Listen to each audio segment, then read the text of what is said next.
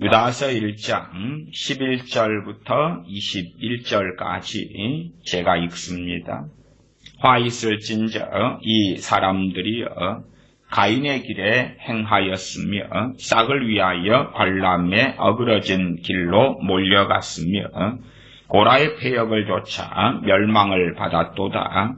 저희는 기탄 없이 너희와 함께 먹으니 너희 애찬의 암초요 자기 몸만 기르는 목자요 바람에 불려가는 물 없는 구름이요 죽고 또 죽어 뿌리까지 뽑힌 열매 없는 가을 나무요 자기의 수치의 거품을 품는 바다에 거친 물결이요 영영이 예비된 캄캄한 흑암에 돌아갈 유리하는 별들이라.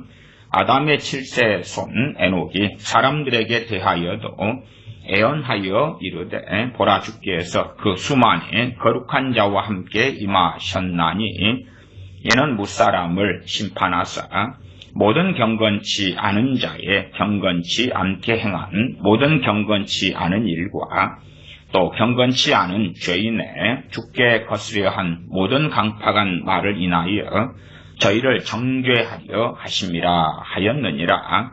이 사람들은 원망하는 자며 불만을 토하는 자며 그 정욕대로 행하는 자라. 그 입으로 자랑하는 말을 내며 이를 위하여 아첨하느니라. 사랑하는 자들아, 너희는 우리 주 예수 그리스도의 사도들의 미리 한 말을 기억하라. 그들이 너희에게 말하기를 마지막 때에 자기의 경건치 않은 정욕대로 행하며 기롱하는 자들이 있으리라 하였나니 이 사람들은 당을 짓는 자며 육에 속한 자며 성령님은 없는 자니라. 사랑하는 자들아, 너희는 너희의 지극히 거룩한 믿음 위에 자기를 건축하며 성령님으로 기도하며 하나님의 사랑 안에서 자기를 지키며 영생에 이르도록 우리 주 예수 그리스도의 긍휼을 기다리라. 아멘.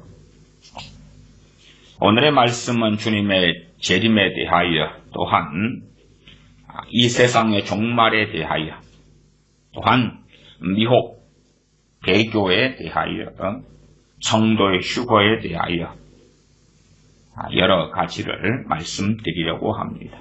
어떤 면에서는 종말론에 대한 이어지는 말씀입니다. 이러한 종말론에 대한 또한 마지막 때 벌어질 일들에 대한 말씀은 참 제가 많은 분들을 접해보았을 때에 기초가 부족합니다. 기초가 부족하다는 이야기는 뭘 몰라요. 뭘 모르기 때문에 이런 말에 휩쓸리고 저런 말에 휩쓸리고 이리 달려가고 저리 달려갑니다. 뭘 모르니까요. 뭘 몰라. 뭘 알고 있으면 알고 있는 것에 근거해서 판단도 하고 분별도 하고 생각도 할 터인데 그냥 몰라요. 모르니까 A라는 유명한 사람이 이렇다 그럼 이리 달려가고 저렇다 그러면 저리 달려갑니다. 기본적으로 종말론에 대하여 제가 전에 크게 한 세 가지의 종말론 신학이 있다. 가장 첫 번째가 무천년설.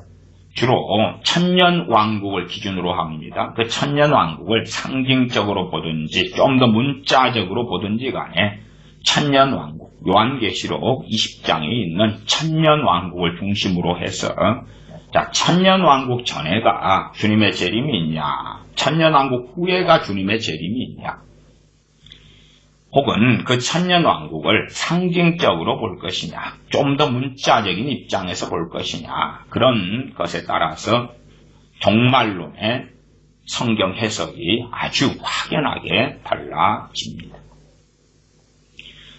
전 세계적으로는 특별히 개신교인이다 그럴 때에도 종말론의 신학을 대부분 믿는 사람들의 관점은 무천년설입니다. 무천년설이라는 것은 천년왕국이 없다.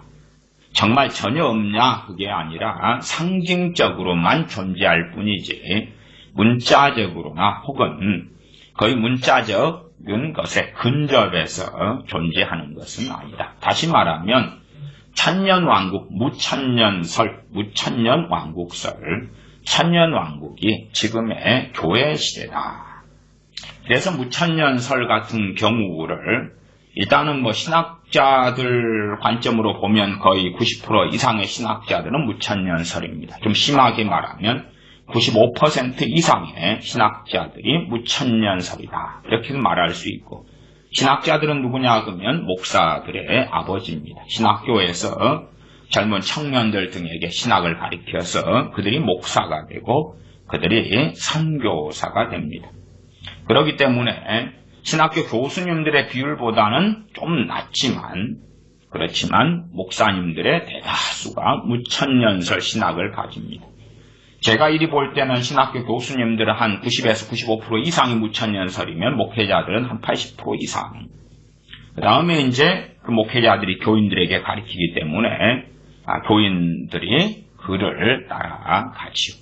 물론 제 개인적인 생각은 교인들은 그래도 목회자들의 비율보다는 좀 더 무천년설을 믿는 사람들은 좀 다소 더 적다. 그렇게는 저는 생각합니다.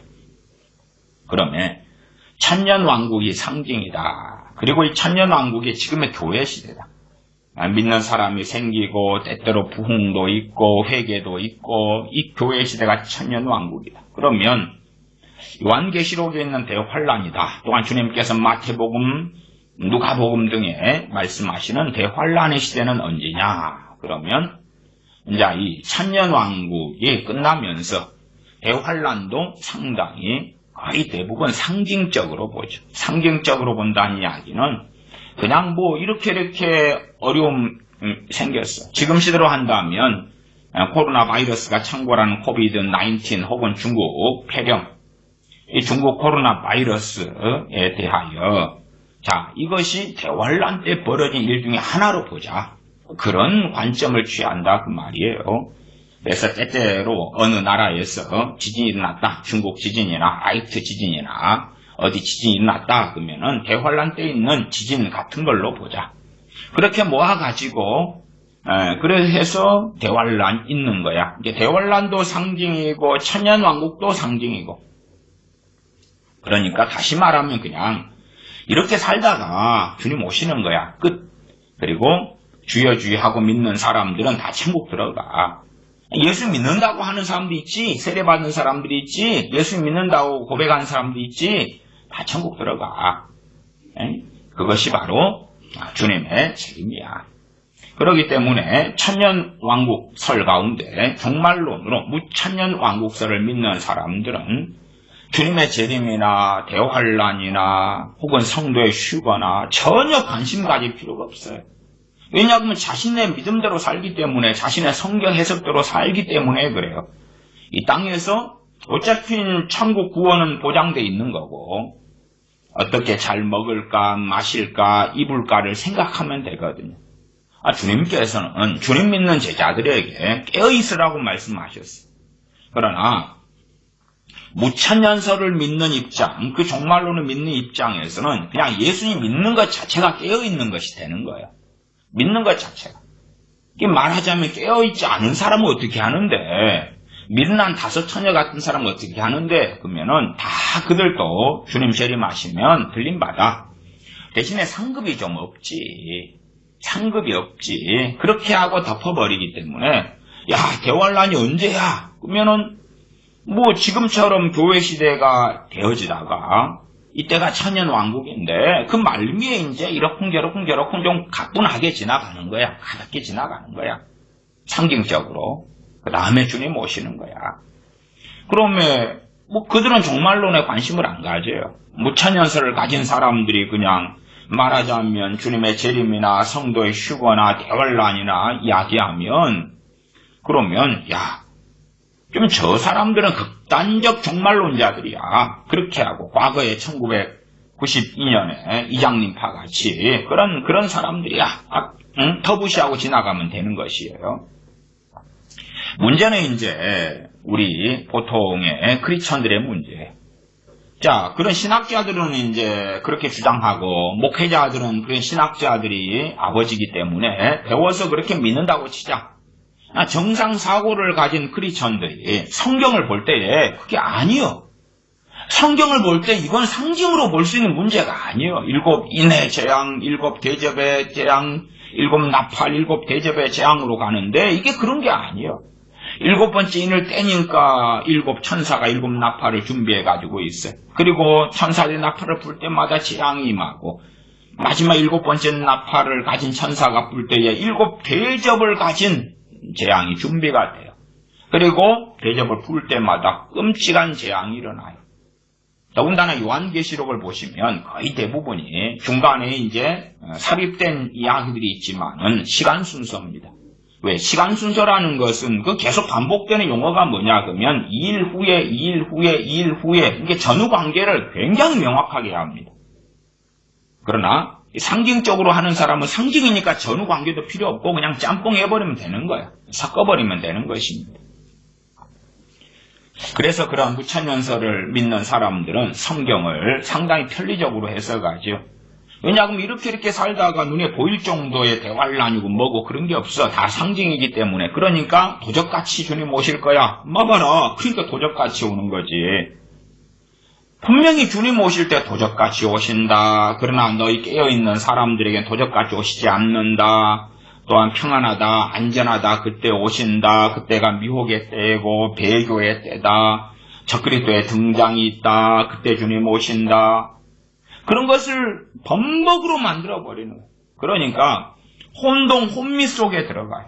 아이고 몰라, 생각하기 싫어. 일단은 대다수의 사람들은 이 무천년설.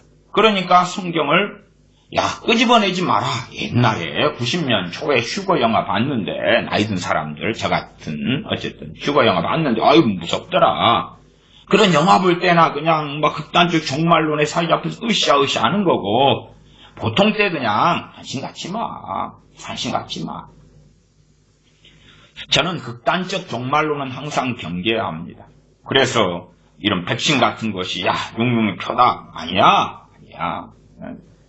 그리고 곧 그냥 주님 오실 거야. 올해, 내년에, 3년 안에. 물론 그럴 수 있어요. 그러나 지금 현 상황에서 전 세계가 되어져 가는 거 볼 때는 아직은 시간이 상당히 남았어요. 이제 제가 보는 해석의 관점이에요. 상당히 남았지만 그러나 저나 여러분이나 오늘 저녁에 하나님 부르실 수 있는 거라. 성도의 휴거가 예를 들어 10년 뒤에 있다고 합시다. 그러면 10년 뒤에 있다고 합시다. 우리는 몰라. 때와 시기는 절대 알 수 없어요. 가정을 하는 거예요. 그러니까 10년 뒤에나 그때쯤 준비하면 되지. 아니 우리들이 극단적으로 한다면 코로나 바이러스 걸려가지고 올해 죽을지 이번 달에 죽을지 몰라. 그리고 준비 다 해야 돼요. 준비해야 돼. 병원이 아무리 좋고 의학시설이 좋고 약이 좋고 해도 더군다나 암 걸려 죽는 사람은 더 많아졌어요. 불치병도 더 많아졌어요. 몰라. 응? 올해 안에 내년 안에. 그래서 주님의 재림은 지연되어서 지금까지 주님은 재림하시지 않으셨지만 그러나 과거 세대가 100년 전에 사람, 200년 전에 사람, 1000년 전에 사람이 지금 살아있지 않잖아요. 살아있지 않아요. 어쩌다가 100년 전에 사람이 막 태어났을 때여가지고 지금 100살 돼가지고 사실 분이 있을지 몰라도 100년 전에 청년이었다 그러면 다 돌아가셨어요.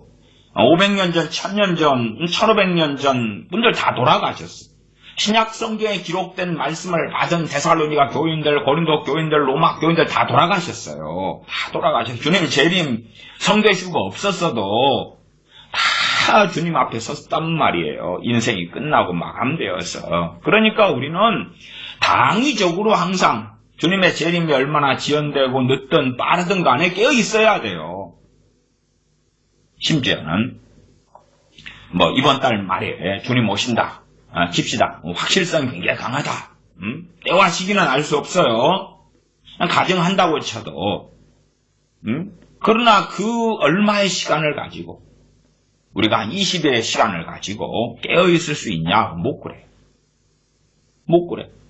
제가 극단적으로 A라는 사람한테 오늘 밤 자정될 때까지 성령 충만을 받으세요. 그러면 1000만원 드릴게요.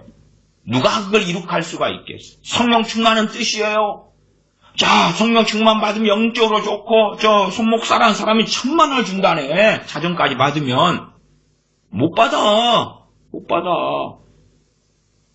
부모들은 자식한테, 야, 용돈으로, 이번 달 용돈으로 10만원 줄게. 그러니까 3일 안에 성령 충만 받아봐. 자식들 못 받아요. 돈도 벌고, 용돈도 벌고, 성령 충만도 받고 얼마나 좋겠어. 안 돼. 깨어있는 것이 그 잠깐의 시간 동안에 될 수 있는 게 아니기 때문에 10처녀 비유해서 민나 5처녀한테 기름 준비해와라. 기름 좀 나눠달라. 아니, 그건 하나님 앞에 관계는 1대1이에요. 누가 대신할 수가 없는 거예요. 기름 준비해와라. 기름 사와. 그동안에 주님 오시는 거예요. 우리가 생각 외로 우리 영적인 삶이 깨어있음이 일순간이나 짧은 순간에 안 돼요. 이게 그렇게 안 돼. 예외적으로 그냥 그렇게 되는 것처럼 보일 뿐이에요. 보일 뿐이라. 그러나 그렇게 쉽게 잠든 사람이 깨어날 수는 없어요. 무천년설이 있고 그 다음에 이제 후천년설, 그 신사도 운동가들처럼 막 부흥, 대부흥. 저도 명백하게 부흥이 있기를 바라고 부흥 설교도 합니다.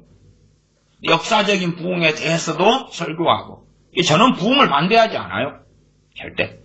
저는 부흥이 어느 때라도 어느 나라 지역에 있기를 바랍니다. 그러나 신사도 운동가들이나 뭐 예수전도단 뭐 어디처럼 그런 것처럼 야 대부흥이 올 거다. 대추수가 올 거다.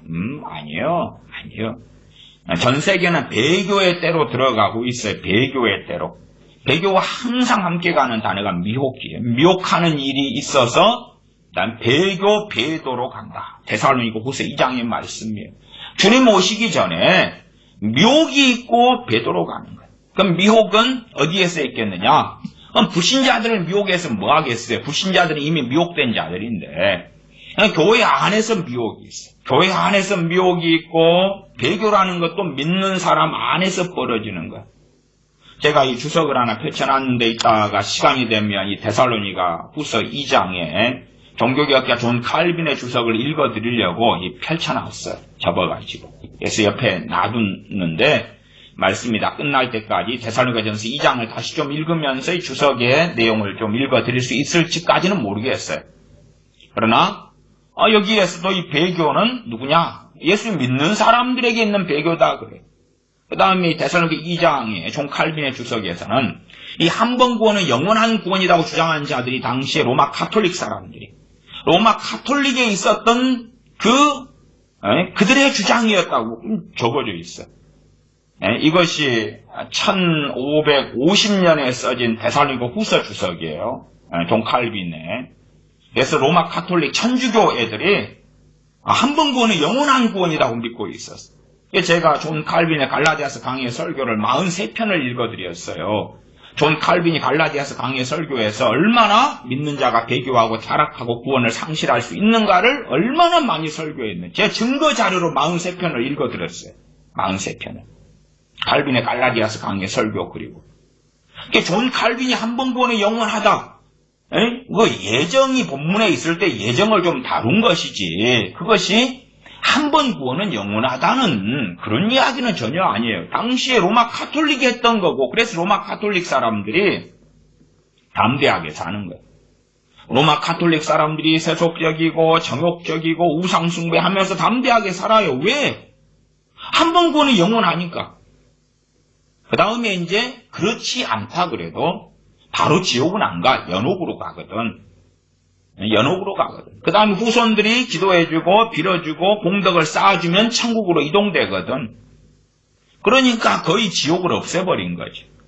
그 다음에 신부들이나 주교들이나 수녀들이나 뭐 이런 열심히 있는 가톨릭 사람들은 한 번 구원이 영원해.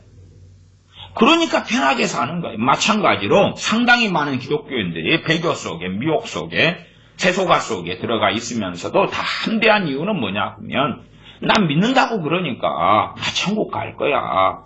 난 믿으니까 천국 갈 거야. 그러는 것입니다. 유다서 말씀에는 불경건한 자들을 심판하신다고 주님의 재림과 연결시켜서 레프트 비하인드 누가 남겨지냐? 불경건한 자들이 남겨진다. 세상 사람하고 크리스찬의 차이가 없어요. 나는 분명히 크리스찬인데 세속화되어 있어. 불경건해. 세상 사람들과 행동, 가치관, 생각, 말하는 것, 감정 느끼는 것 똑같아. 불경건한 사람들이지.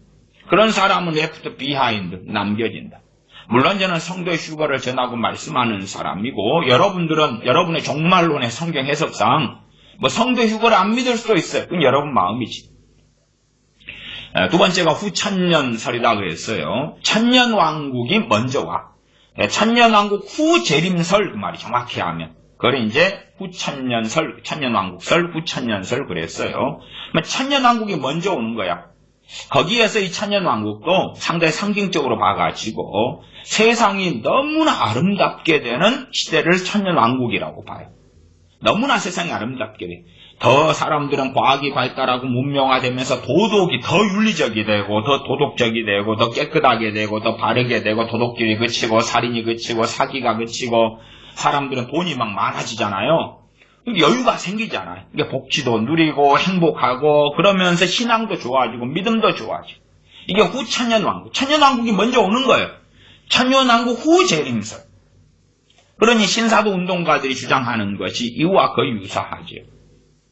실상은 신사도 운동가들이 나타나기 전까지는요. 전에 후천년 왕국설이 있었다가 거의 사장됐어요.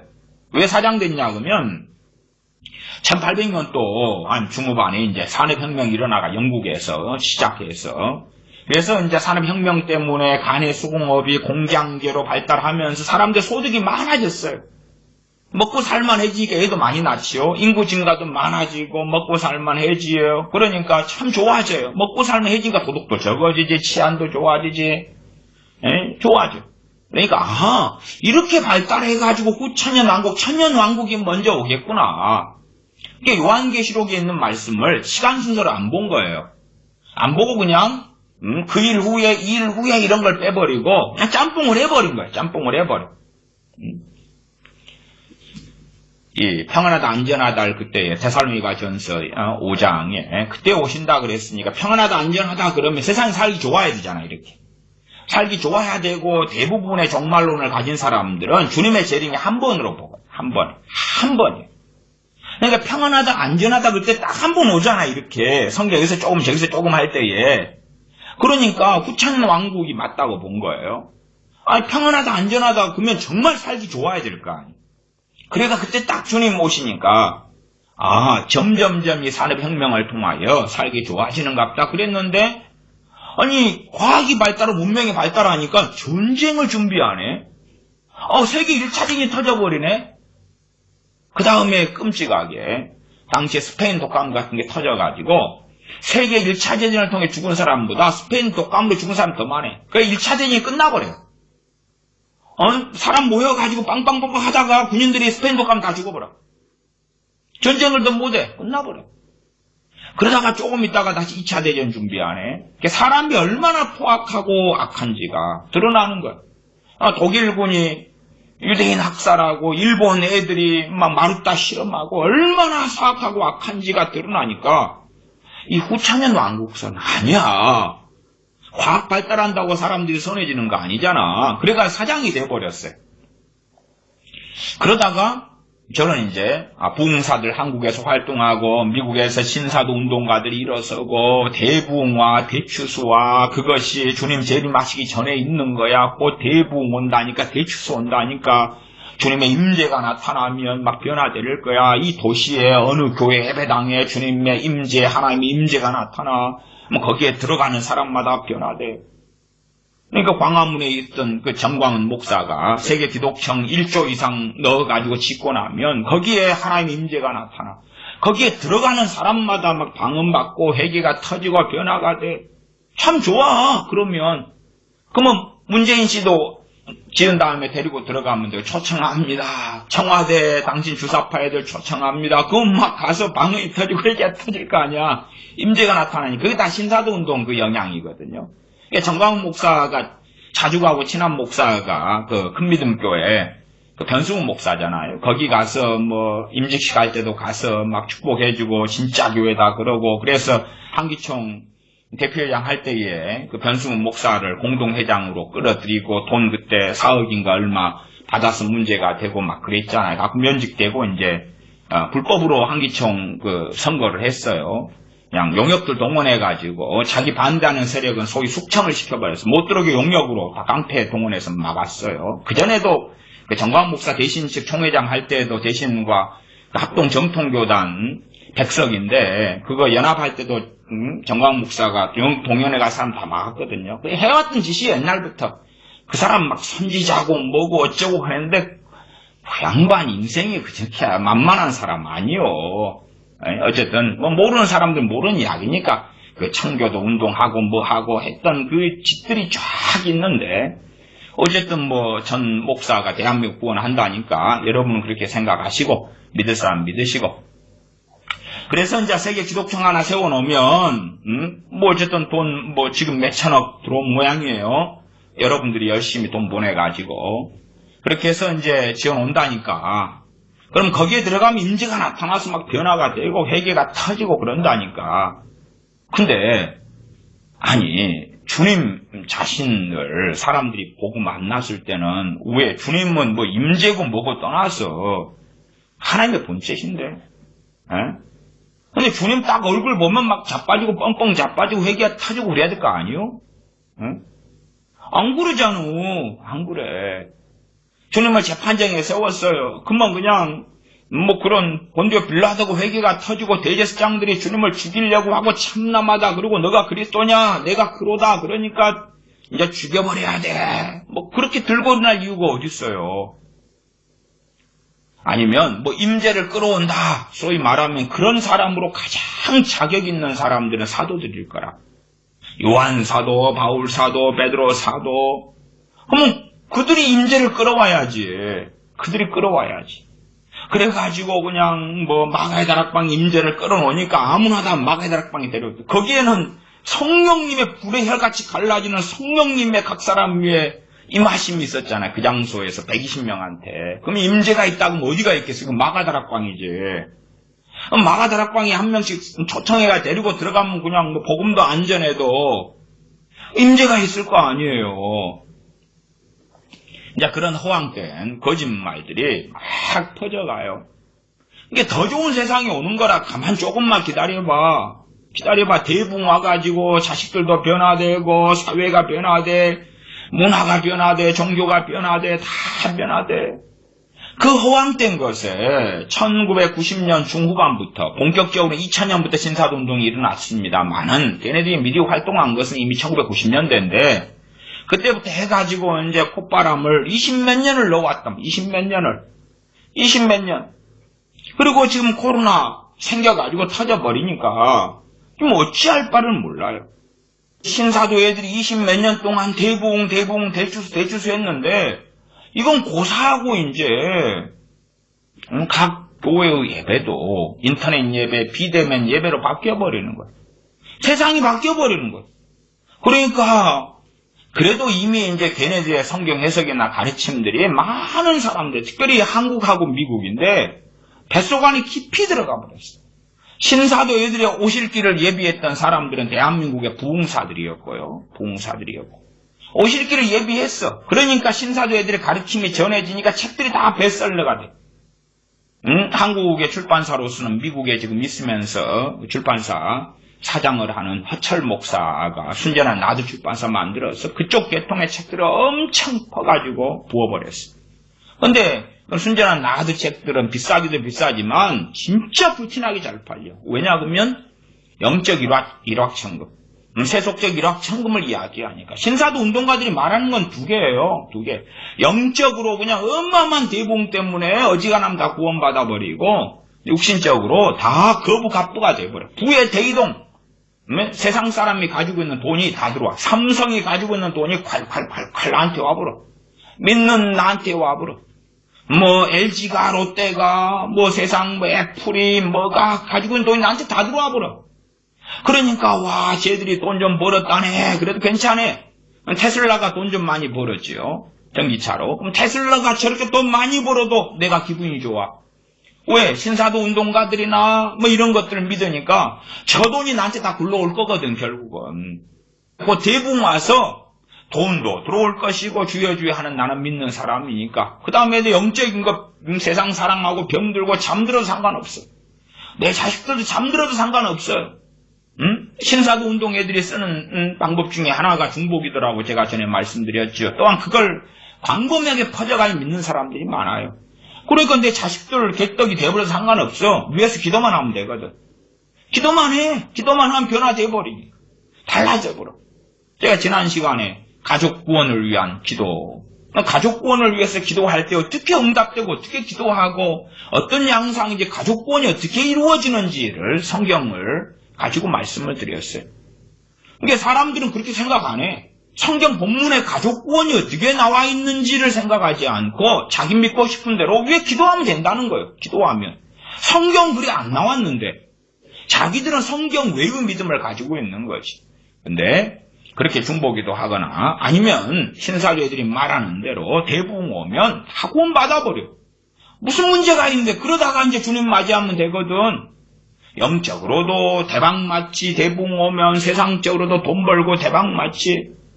그러니까 무슨 문제가 있는데 그리고 이제 미친 듯이 살아가요. 성경은 없어. 그냥 성경하고 아무 상관없는 그럴 거야. 이것이 성경적이야. 맞을 거야. 하는 이상한 미혹들을 전파하는 책들을 보고 환장해버리는 거야. 너무 좋아해버려. 읽고 그거에 따라 비성경적인데도 성경적이라고 믿고 아멘 하고 미혹에 빠져버려. 그래서 9,000년 왕국설이 어쨌든 나는 그렇게 믿어. 곧 대부흥 올 거야. 그 다음에 대부흥을 막 누리고 세상 돈도 누리다가 주님 재림 딱 하시거든. 재림하시거든. 그러니까 그런 천년왕국을 그것도 이제 교회 시대이고 그 다음 교회 시대인데도 대부흥의 시대가 클라이막스인 거지. 그러니까 대환란도 상당히 상징적으로 보는 거죠. 이게 별 문제가 없어. 그리고 이제 세 번째가 천년설 그래요. 천년왕국 전해가 재림이 있다. 이게 천년왕국 전해가 재림이 있다 하는 것을 크게 두 가지로 봐요. 하나는 천년왕국 전에 천년왕국은 있다. 좀 더 문자적인데 가까운 것이고 그 앞에 뭐가 있어요? 대환란이 있죠. 대환란. 천년왕국 앞에 주님의 재림이 있고 그 다음에 대환란이 있어요. 그래서 전천년설을 믿는 사람들은 좀 더 문자적인 입장이에요. 문자적인 입장. 그러나 제가 신학대학원 다닐 때도 이 전천년설을 믿는 교수님은 딱 한 분이었어요. 딱 한 분. 나머지는 다 무천년이었어요. 무천년. 그분은 전천년설을 믿으셨고 그것을 이제 신학교에서 가르치셨어요. 딱 그분만 그래. 그분만. 그분의 입장은 뭐냐 그러면 성경을 내가 연구해 보니까 그분 책을 몇백 권 쓰셨어요. 그분은. 성경을 연구해 보니까 환란을 겪어. 크리스찬이 환란을 겪어. 이 환란이 대환란인 것 같아. 그러니까 대환란을 우리가 겪어야 돼. 그래서 그분이 신학교 수업 시간에 자 환란을 여러분 이겨내셔야 돼요. 환란을 다가오는데 준비하셔야 돼요. 그래요. 환란을 준비해야 돼요. 성경에 환란을 겪는 게 나온단 말이에요. 크리스천들이. 데살로니가 교인들도 환란을 겪고 환란을 많이 겪어야지 천국에 들어간다고도 사도 바울을 통해서 말씀하시고 환란을 겪어. 그러니까 환란을 준비해. 그래서 그분의 성경 해석은 일반적 전천년설 가운데는 역사적 전천년설이다 그래요. 그래서 주님의 재림은 한 번 대환란이 있고 그 다음에 환란을 통과해가지고 그리고 주님이 이제 재림하시는 것, 그 위에 천년왕국이 있는 것. 그러니까 전천년설 같은 경우는 상당히 문자적인 쪽에 근접하지. 그러나 이제 지금 현재 전천년설 정도 가지고 있는 그런 목회자들이나 그리 잘 몰라. 이게 성도들이 어떤 종말론에 입각했느냐에 따라서 성경 해석은 달라지는 거예요. 저는 명확하게 성경을 가지고 말씀을 드리는데 그런데 주님의 재림은 두 번이다. 물론 그 사이에 대환란 때에 어떻게 있을까, 더 있을까, 플러스 알파일까는 그냥 여러분들 알아서 생각하시는데 성경이 초점을 맞추는 주님의 재림은 두 번이다. 주님의 재림은 두 번이다. 거기에서 평안하다, 안전하다 할 그때에 주님의 재림이 있다. 도적같이 임하는 주님의 재림이 있다. 대환란 말미에 주님 오시면 도적같이 임한다는 이야기가 돼요? 안 돼요? 안 돼요. 안 돼. 되지를 않아요. 도적같이 세상 사람들에게 임하는데 그러나 정말 참된 주님의 제자들에게는 너희는 낮에 속하였고 도적같이 임하지 않을 거다. 왜냐하면 항상 방비가 돼 있으니까. 준비가 돼 있으니까. 제가 시험 치르는 것 가지고도 비유를 했습니다. 선생님이 야 이번 주에 시험 볼 테니까 준비해놔. 그렇게 했는데 요일이나 때를 안 가르쳐줘요. 그러니까 이제 월요일 날은 시험 안 보고 지나갔어. 안 봤네. 내일도 안 보기 쉽겠지. 금요일쯤 안 볼까? 그랬는데 그러나 어떤 애들은 이미 월요일 날 시험 봐도 합격할 정도로 준비해놨어요. 화요일 날 탁 갑자기 시험 봐버리는 거라. 어차차. 야 화요일 날은 시험 볼 확률이 좀 적었는데 월요일은 안 보고 지나갔지만은 그러나 준비된 아이는 아무 상관없었어요. 왜? 준비가 됐거든. 도적같이 시험 봤는데 그렇게 당하지 않았단 말이에요. 도적이 침입할 때에 방비가 잘 된 집이다. 그러면 침입했다가 나가는 거예요. 방비가 잘 돼 있어가지고. 그러나 방비가 안 된 집은 도적을 맞지요. 그런 깨어있는 사람과 깨어있지 않은 사람의 양극단이 나누어진다고 말. 그런 부분도 이제 어쨌든 개괄적으로 제가 말씀드린 다음에 다시 성경 본문들을 가지고 말씀을 드릴 거예요. 다시 좀 차근차근 보면 되죠. 저는 전천연설을 믿고 전천연설 가운데 주님의 재림은 공중재림과 지상재림 두 번은 나눈다. 아니 우리 믿는 사람들이 주님 재림을 기다리는데 대환란을 통과해서 한다면 차라리요 북한에 아우지 탄광이 들어가는 게 낫다니까. 여러분이 요한계시록을 들다 보면 시진핑이 지하에 있는 게 낫고 중동에서 지하교회 교인으로 있는 게 나아요. 대환란을 통과하는 것보다는 그게 나아.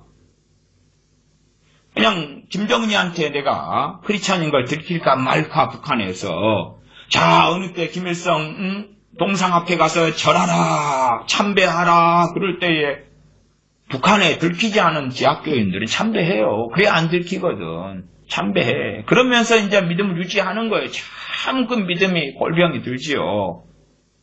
근데 차라리 그렇게 벌벌을 떨면서 몰래 숨어 기도하고 몰래 성경 감춰놨다가 땅 파가지고 묻었다가 캐내가지고 좀 봤다가 누가 볼까 벌벌 떨고 그러는 것이 대환란 통과하는 것보다 나아요. 아니면 잡혀가지고 고문당하면서 강제 수용소에서 죽어나가는 그러한 비참한 삶보다 비참한 삶이 대환란을 통과하는 건 낫다고. 그러면 주님 재림을 기다리면 안 돼요. 재림 기다리면 끔찍하지. 재림을 기다린다는 거 7년 대환란을 기다린다는 거하고 방구를 해버리는데 그러면 믿음을 이제 7년 대환란을 통과해야 될 사람 믿음을 보통보다 더 준비해야 돼. 더. 그냥 무수히 사람들이 죽어나가고 가족 죽어나가는 건 아무것도 아니지요. 재산이 뭐고 굶주리고 아니면 경기가 어려워지면 무슨 일이 있어요. 치안이 완전히 무너져 버리자. 여자들은 어떻게 해? 여자들은. 노약자들은 여자들은 어떻게 해? 약탈물이 되는 거예요. 끔찍한 사회가 되는 거예요. 그러니까 대환란을 준비해야 될 사람들은 그걸 통과해서 주님 배울 사람들은 더 단단히 믿음을 준비해야 돼. 자 그러면 이제 저는 전천연설 가운데 그 가운데 주님의 재림은 두 번이다. 그의 깨어있는 성도들을 경건한 자예요. 성경 핵심은 경건한 자하고 불경건한 자 이렇게 나누는 거예요. 불경건한 자는 두 부류예요. 첫째 불신자, 두 번째 크리스찬인데 불경건해. 세상 사람하고 똑같아. 그러니까 누가 레프트 비하인드가 될 것이냐? 경건치 않은 자.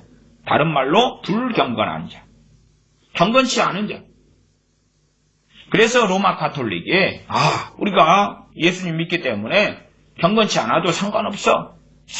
우리는 긍휼과 자비를 얻을 거야. 아니요. 그 다음에 많은 크리스천들이 우리는 불경건해.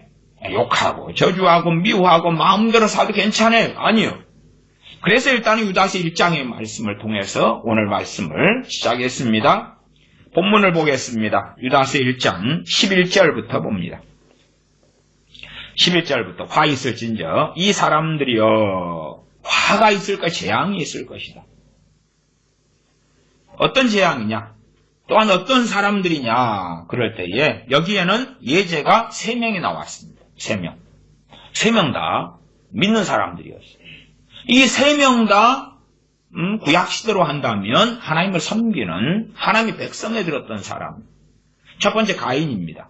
화 있을 때 이 사람들이 가인의 길에 행하였으며, 첫째 가인을 예제로 들고 그 다음에 가인의 길에 행하는 자들. 가인이 하나님께 제사 드렸는데 그의 재물과 가인을 하나님께서 연락지 아니하셨고, 그는 정말로 동생의 재물을 하나님께 연락하신 것에 대하여 시기질투 분노가 났어요. 그때 하나님께서 가인에게 말씀을 하셔요. 왜 하나님을 섬기니까 하나님께 제사 지내고 그 다음에 죄를 짓고 있으니까 하나님께서 나타나셔서 책망하시는 거예요. 그러나 가인의 길, 가인은 시기질투하고 그 결과물로 동생을 들여 불러내서 죽여버려요. 가인의 길에 행해, 가인의 길에 행해. 그 화가 있다, 재앙이 있다 그 말이에요. 가인 불신자 아니었어요. 아담과 하와가 낳은 아들이었지요. 두 번째, 싹을 위하여 발람의 어그러진 길로 몰려갔으며, 발람은 누구냐? 선지자였던 사람. 모세 시대 때지. 그때 선지자였던 사람이에요. 그냥 보통 사람이 아니에요. 그리고 이 사람이 말하는 것은 다 이루어진 선지자예요. 그러니까 발락 왕이, 자, 발람이요, 내가 시키는 일을 해주세요. 자, 이스라엘 백성들이 있는데 저주 좀 해주세요. 돈 줄게요. 그러니까 이 발람 소위 선지자가 맨 처음에 안 한다 그랬다가 결국은 가요. 가가지고 이제 저주는 못하고 축복은 해요. 그러나 야, 우리가 이렇게 저 이스라엘 백성을 건드리면 안 돼. 그러나 자기가 하나님의 선지자라. 그러니까 이 발람 선지자가 선지자에 미친 것을 금하시려고 말 못하는 나귀로 하여금 말하게 하시는 거예요. 얼마나 놀라워요. 그러니까 하나님께서 발람 선지자를 얼마나 아끼셨는지를 알 수가 있어요. 발람 선지자하고 하나님하고 만나는 여러 장면들이 나와요. 그러나 발람은 돈을 위하여 어그러진 길로 몰려갔어요. 이 돈 벌려고 하나님의 진노가 나타나는, 하나님께서 바로 자기 백성을 치실 수밖에 없는 노하우를 전수를 해줍니다. 미대한 여자들을 준비하고, 우상숭배를 준비하고, 음행을 준비하고, 이스라엘 사람 초청해가지고 죄짓게 하라고, 우상숭배하고 음행에 빠지게 하고, 그 모략을 짜는 방법을 가르쳐줘요. 하나님이 직접 쳐버릴 수밖에 없는, 자기 백성을 심판하실 수밖에 없는 모략을 이 발람 선지자가 가르쳐줘요. 그래서 발람의 어그러진 길을 가요. 이게 불경건한 자들이에요. 물론 이 발람 선지자가 이 짓 하기 전에, 발락의 싹을 위하여 가기 전에 그가 죽었다면 그는 선지자로 죽었을 거예요. 구원받았겠지요. 그러나 그렇지 않다고 말이에요. 그러니까 성경에 이 예제로 든 사람들이 어떤 사람들이냐 그 말이에요. 소위 말하면 주여 하는 사람들이고, 심지어는 이 가인과 창세기 하나님이 그를 찾아오시는 걸 보라 그 말이에요. 보통 사람 아니요. 발람 선지자도 하나님 말씀하시는 그 상황들을 보라 그 말이에요. 그냥 이상한 어떤 성경에 근거하지 않는 그러한 것에 상상력에 빠지지 말고, 성경 본문에 하나님께서 그들에게 말씀하시고 직접 말씀하시는 사람들, 이 사람들이 그 사람들이라 보통 사람들 아니라 그걸 확인하시고, 싹을 위하여 발람에 어그러진 길로 몰려갔으며 고라의 패역을 조차 멸망을 받았도다. 고라의 패역. 고라가 누굽니까? 이스라엘의 족장이라, 지도자라. 하나님의 백성이라. 보통 사람 아니에요.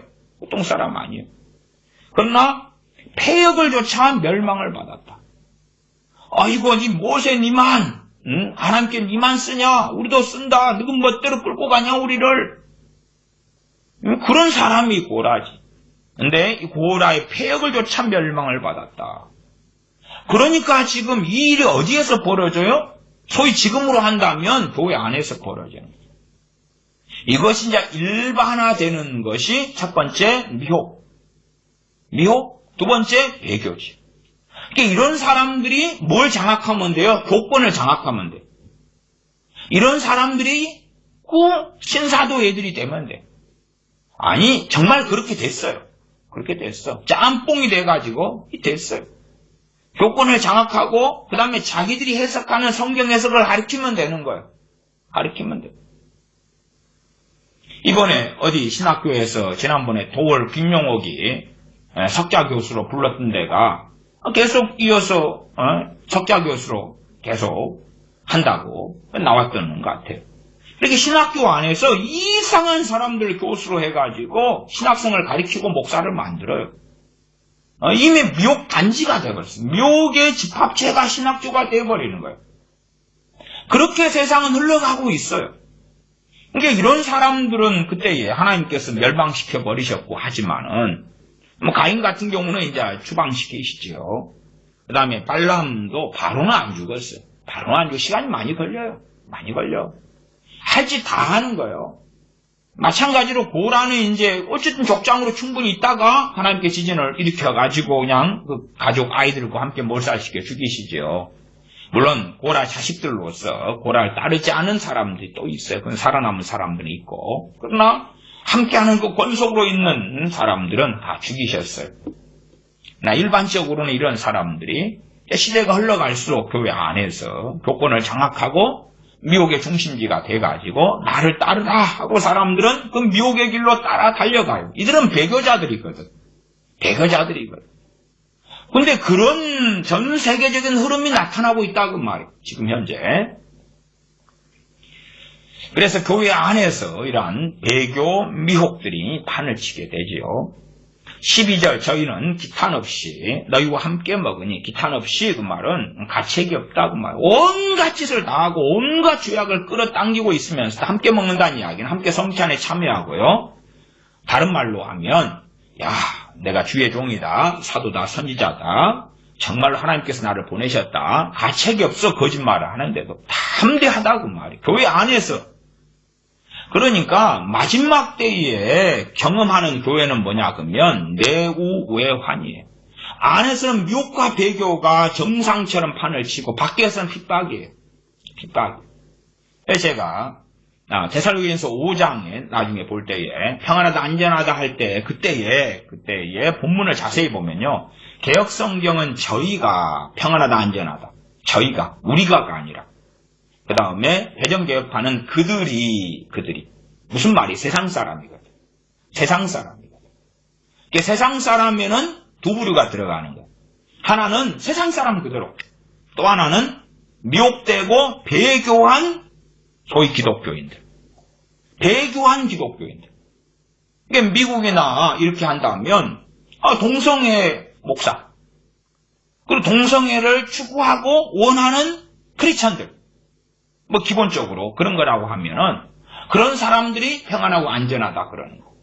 평안하다 안전하다 그래. 또 로마 가톨릭처럼 전 마리아상 앞에서 기도하고 뭐 그런데 그게 보편화되고 그 다음에 그렇게 하지 않으면 가만두지 않겠어.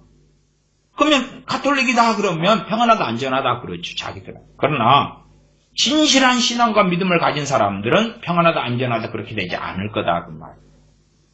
왜? 핍박을 받을 테니까. 진실한 크리스천들은 바르고 참된 신앙생활을 하는 것이 쉽지 않을 테니까. 쉽지 않을 테니까. 그래서 제가 예제로 전에도 말씀드렸어요. 이 배도의 시대, 그 시대에서는 마치 중동의 크리스천들이 사는 것과 비슷할 것이다. 중동에 숨어서 지하교회 교인으로 살아가는 거죠. 이제 나라들마다 사는 지역마다 이게 다를 거예요. 때가 다를 거예요. 그러니까 대한민국에 벌어지는 크리스천들에게 아직 벌어지는 것은 아직은 이제 시작 단계에 불과하고 미국은 상당히 진도가 나갔고 영국도 진도가 꽤 나갔죠. 그러니까 세계적으로 이제 세계들마다 어디는 빠르고 어디는 느리고 그럴 거예요. 그러나 최소한 북한이나 아니면 인도도 상당히 많이 핍박이 일어나고 있고요. 중동 지역, 중동의 크리스천들 같은 시간 말라버릴 정도로 그렇게 핍박하지요. 또 최근에 제가 나이지리아의 핍박에 대한 소식을 들으니까 나이지리아 같은 경우가 하루에도 기독교인들을 죽이는 비율이 하루에 한 10여 명 정도 평균 죽인다 그래요. 신앙 때문에 죽임을 당하는 것이.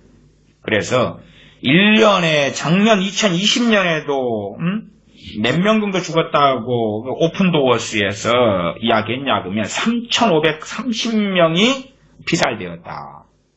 나이지리아가 이 남부 쪽에는 기독교의 세력이 강하고요. 북부에는 이슬람 세력이 강하거든요. 주로 이제 북부에서 일어나는 일이에요.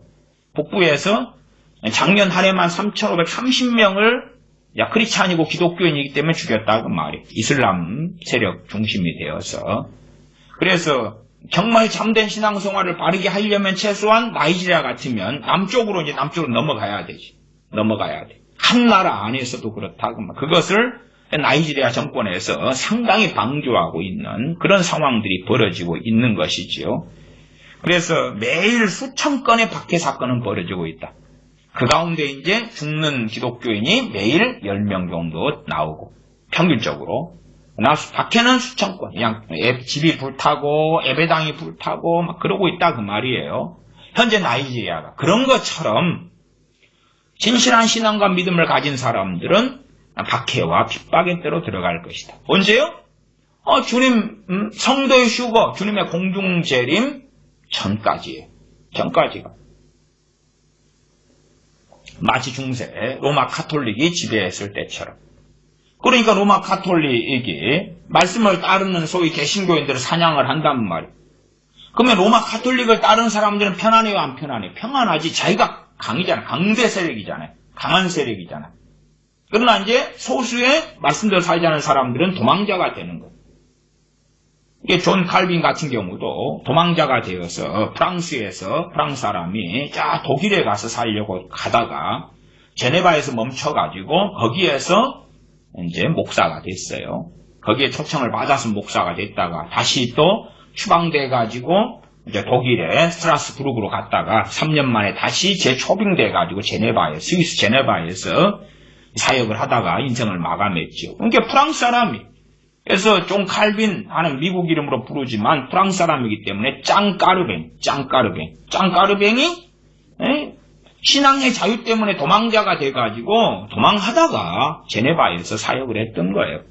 마틴 루터 같은 경우도 도망자가 돼가지고 피신에 있으면서 독일어로 성경을 번역했어요. 그런 삶을 살아요. 그러나 강한 로마 카톨릭은 안 그래. 그냥 사냥감이잖아. 잡으면은 돈을 빼앗고 잡으면 재산을 빼앗고 잡으면 그러니까 얼마나 좋아. 부의 이동이 나타나는 거야. 어떤 부의 이동이요? 기독교인을 사냥하면 돼. 마치 독일에서 유대인들을 잡으면 그러면 이제 사냥감이잖아. 사냥감. 제가 지난 시간에도 AD 70년에 그 예루살렘 멸망에 대한 이야기를 했어요. 당시에 66년 때 AD 66년만 해도 예루살렘에 거주하는 사람이 한 8만 명 됐어요. 8만 명. 그 다음에 이제 AD 66년에 70년까지 흘러갔을 때 예루살렘 거주하는 사람이 한 10만 명이 넘었었어요. 왜? 이미 이제 로마군하고 싸움이 시작됐거든요. 그 다음에 본격적으로 전쟁이 벌어지니까 그러니까 이제 예루살렘 밖에 있는 사람까지 다 들어와가지고 한 50만 명 정도가 들어왔고 거기에 거주하는 사람 10만 명 정도 하고 합쳐가지고 50만. 그 다음에 이제 유대인 명절 때문에 외국에서 온 사람들 한 50만 해서 100만이 그 안에 가둬져가지고 시체들이 기본적으로 막 전쟁통에 50만은 널려지고 그 다음에 항복에서 나오고 이런 사람들 그런 유대인들이 많이 있었어요. 그런 사람들이 또 대량 학살을 당했어요. 맨 처음에는 로마 지도장군이 살려줬는데 유대인들이 이제 예루살렘 안에 자기 재산을 정리를 해야 돼요. 정리하려면 뭘로 바꿔야 돼요? 보석이나 금으로 바꿔야 될 거 아니에요. 그렇게 하고 예루살렘 포위된 데서 도망을 쳤거든요. 근데 그 사람들이 이제 그걸 가져갈 수 없으니까 다 몸조사 할 거 아니 로마군이. 그러니까 삼켰어요. 이게 뱃속에가 있어가지고 용변을 보면 나오거든 이게. 용변을 보면 나와. 그러니까 용변을 본 다음에 이제 몰래 로마군이 조사했을 때 아무것도 없었어요. 그러다가 용변을 봐가지고 이제 용변 똥에서 이제 이걸 찾아요. 그래가지고 하는 걸 로마군들이 봐버렸어요. 유대인들이 그렇게 하는 걸 봐버렸어요. 그래가지고 살아있는 유대인들을 배를 갈랐어요. 2,000명의 배를 갈랐어요. 왜? 그 안에가 보석이 있고 그 안에가 금이 있습니다. 2,000명의 배를 이제 갈라 죽였어요. 그리고 이제 뱃속 안에서, 위장 안에서 끄집어냈죠. 그러한 어떤 비극의 역사. 그러니까 그런 도망쳐 나온 유대인들 같은 경우는 로마 군인의 사냥감이잖아. 저 뱃속 안에 금덩어리가 있는데.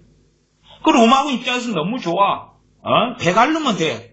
저놈 또 재산 정리해가지고 보석 삼키고 나왔을 거야. 금부치 삼키고 반지 삼키고 나왔을 거야. 배째만 나오거든. 그런 것처럼 세상은 저들은 평안하고 안전하다 그렇다면 저들은 그러나 제가 하는 성경 해석이 여러분이 본문을 잘 확인해 보세요. 조금 있다가 또 그 본문도 확인할 겁니다만은 확인해 보세요. 그래서 진실한 크리스천으로 살 때에 마치 중동에서 로마 가톨릭 시대 때에 사는 것처럼 쉽지 않을 거다. 물론 각 나라마다 도시마다 양상은 선후나 흐름은 다르겠죠. 달라. 점점점 이제 우리가 확인할 수밖에 없는 건 첫째는 개신교단 교단 중심이잖아요. 한국 같으면 합동, 통합, 감리교. 걔들의 시나리오가 어찌 되는가? 걔들의 헌법이 교단 헌법이 어찌 되는가? 걔들의 소위 총회 안건들이 어찌 되는가? 판결이 어찌 되는가? 이런 것들을 봐야 된다. 그 다음에 더군다나 이제 공권력이 어찌 되는가를 봐야 돼. 공권력이. 말하자면 일제시대 때 장로교가 신사참배를 1938년에 가결했어요. 거기에 이제 경남로에 하나만 버팅기고 반대했지만은 어쨌든 총회 가결돼가지고 신사참배를 다 했어야 돼. 그럼 목사들이 참여했고 거기 교인들도 신사참배를 했다 그 말이 함께 했는데 반대하는 목사들은 어찌 됐는가 하는 거. 반대하는 사람들 제명이지. 주기철 목사님 같은 게 제명을 시켜버렸어. 그 다음에 감옥에 갇히고 순교당해서 돌아가셨죠. 그런 것처럼 교권을 가진 목사들이 이제 강제력을 행사하는 거예요. 그러니까 지금 현재 대한민국에 WCC가 많이 들어왔지요. 그러나 아직까지 그 강력한 공권력은 가지고 있지 않아요. 예를 들어서 통합이나 감리교단 중심이 되는데 여의도 순복음교회 그런 기하성도 들어가 있고 그런데 이제 여기 나는 WCC 반대 그래도 목사직을 면직한다거나 교회 재산을 빼앗는다거나까지는 아직 안 하고 있다 그 말. 아직 그 강력한 공권력까지는 행사하지 않고 있다 그 말이에요. 근데 어느 때가 되면 그렇게 이제 행할 날이 올 것이다 그 말. WEA 같은 경우는 그런 아직은 파워는 약해요. WEA의 회장 같은 친구들이 전에 한국에는 그 김상복 목사님이 WEA 회장하고 그랬어요. 그 다음에 한기총이 WEA에 가입돼 있고 그러죠. 왜냐면 한기총은 이제 숫자가 아주 적어요. 이제 한교총이나 이런 것이 숫자가 많으니까 이미 다 떠났으니까. 중소기관 몇 개만 한기총에 남아있을 상황이니까요. 어쨌든 그런 이제 WEA에 한기총이 들어가 있다 그러지만은 WEA에서 한기총에 뭔가 오더를 내리지를 않는다 그 말이에요. 그냥 가입돼 있고 개모임처럼 협력해 있고 하는 상태지 어떤 공권력을 가지고 너희들이 뭔가 비성경적인 뭔가를 행해라 이런 게 없다 그 말이에요. 언제 이제 이런 것이 본격화 되겠느냐? 그럴 때에 배교회 때가 본격적으로 될 때에 이런 일이 벌어질 거라. 그러면 한 교회 안에서도 그렇게 하게 될 거라. 신사참배 때가 됐을 때 교회 안에 목사가 선두로 서가지고 신사참배하고 교인들이 같이 다 하고 안 하면 출교. 그게 이제 공권력이죠. 강제력을 행사하는 거죠. 그러니까 그 정도 됐을 때야 이제는 주님 모신다. 주님 성도의 휴거가 있고 주님의 공중 강림이 있다. 그렇게 저는 성경 해석하고 말씀드려 왔어요. 그럴 때에. 그러나 이제 세상 사람 입장에서는 노아의 때, 노세 때니까 혼인하고 집 짓고 또 장사하고 밭을 사고 그렇게 건물 짓고 우리는 괜찮아요. 세상 사람 입장에서. 로마 가톨릭 시대 때에 정말 그 종교개혁기 이전에도 말씀대로 사는 사람들이 있었어요. 그런데 그런 사람들은 성경을 보다가 또한 성경을 번역하다가 해형당해 죽고 잡혀 죽고 고문당해 죽고 그랬다 그 말이에요. 로마 가톨릭을 믿는 사람은 너무 좋았어. 별 문제 없었어. 로마 가톨릭이 시킨 대로 하면 되거든. 그 안에서 믿는 사람은 정말 고통스러웠다 그 말이에요. 말씀대로 사는 사람들은 그것이 쉽지 않았다. 또 로마 황제를 통하여 교회가 핍박이 있었을 때에 믿는 사람들이 힘들었지. 그러나 그 기독교인들을 마녀 사냥하듯이 잡는 사람들은 너무 재미있어. 반항을 못하거든. 숫자도 적고 주로 보통 기독교인들이 어디 창칼을 들고 대항해 싸우는 거 아니니까 그냥 주로 무저항을 할 수밖에 없지요. 도망가고. 숫자도 적은데 뭐 자유권을 발동하고 그럴 것은 좀 적겠지요. 싸움을만 할 때 어떻게 가족을 지키기 위해서 총칼을 들 수 있을지는 몰라도 그러나 뭐 저쪽은 50만 명인데 여기 100명이 총칼 들어서 뭐 하겠어요. 도망가야지. 무조건 도망가야지. 네, 그러한 어느 때가 도래하게 될 것이다. 그런 흐름으로 세상이 갈 것이다. 네, 교회 안에서 배교가 돼가지고 배교 세력하고 이제 로마 가톨릭이라든지 아니면 이슬람이라든지 공산주의하고 교회가 붙어먹는 것이고 그 다음에 그렇게 따르는 것이고 마치 아니 로마 가톨릭도 마찬가지예요. 정교회도 마찬가지고 저것이 배교의 세력 아니에요. 초대교회가 흘러가다가 말씀을 버리고 뭘로 바뀌었어요? 전체가 다 가톨릭으로 바뀐 거라. 가톨릭으로. 전체가 가톨릭으로 바뀐 거예요. 그러니까 그런 일이 다시 재현된다는 거예요. 어떤 양상이든지 간에. 일반적으로는 이제 뭐 종교 통합이라든지 뭐 이런 말을 많이 사용하지요. 그러나 뭐 종교가 통합된다 이것은 쉽지는 않을 거고 종교 어떤 연합 그 다음에 기독교 안에서 소위 뭐 일반적 세상적으로 기독교라는 단어를 쓸 때에 로마 가톨릭이든지 정교회든지 개신교든지 혹은 이단 사입이든지 몰몬교든지 뭐 이런 것들 다 이렇게 연합하고 그 다음 어느 때 되면 이제 유대교하고도 이렇게 같이 짬뽕을 하지 않을까 싶어요. 이 정도 돼야지. 그래가지고 공산주의자하고 그리고 저기 이슬람하고 이렇게 연계시켜가지고 위아더 월드 어깨동무하고 하나 되는 방향으로 흘러가지 않을까. 그냥 불교하고 하나 되기는 우리는 하나님 믿는데 불교는 부처 믿는다 그러는데 그건 하나까지는 어렵겠죠. 그러나 이제 서로 인정하면서 위아더 월드하고 거기에 동조하지 않는 자들을 가만두지 않는 그런 이 초대교회가 로마 가톨릭으로 전부 다 집단 배교해버린 것처럼 또 다른 양상 속에서 그런 배교의 때가 올 것이다. 말씀으로 돌아온 개신교인들이 이제 8억이 좀 넘어요. 이제 액면적으로 8억이 좀 넘어. 근데 로마 가톨릭은 한 뭐 11억에서 13억 이렇게 지금 현재 그렇지요. 그러면은 이 8억이 넘는 사람들이 전반적으로 그리 갈 것이다. 그 다음에 전 세계 이 기독교인들, 특별히 개신교를 중심으로 이야기하는 거예요. 근데 기독교인들, 개신교인들로 이야기할 때 개신교적인 말씀 중심 신앙은 이제 외면적으로 8억이 넘게 가지고 있다. 그 말 78억 명의 지구상 인구 가운데요. 이렇게 약 10% 약간 넘죠. 그러면 그 가운데 대한민국 크리스천들은 전 세계에서 가장 열심히 있는 사람들. 진짜로 그래요. 대한민국 크리스천들은 전 세계에서 그런데 굉장히 열심히 있는 사람들. 열심히 있는 사람들이요. 대한민국의 크리스천의 비율이 20%. 제가 이 최근 통계를 보면 19.7%. 19.7%. 개신교가 19.7%. 불교 15.5%. 가톨릭 7.9%. 이렇게 개신교가 지금 많죠. 20% 가까이 돼. 19.7%니까. 그러면 19.7%, 20%, 그냥 1000만이 좀 넘지. 1000만이 좀 넘는 숫자 가운데 최근에 이제 어떤 기관에서 조사를 했어요. 일주일 내내 전혀 성경 한 구절 안 보고 전혀 기도하지 않고 어떤 신앙을 위해서 경건해지기 연습하고 훈련하라 하는 경건 생활을 전혀 안 하는 사람이 66%예요. 개신교인 1000만으로 한다면 660만 명은 아무것도 안 해요. 제가 전 세계 개신교인들 가운데 가장 열심히 있는 사람이 대한민국 크리스천들이다 그랬어요. 그런데 660만 명은 1000만 명의 기독교인들과 660만 명은 아무것도 안 해요. 아무것도 안 해요. 성경 한 구절 안 보고 찬송 하나 안 하고 아무것도 안 해요.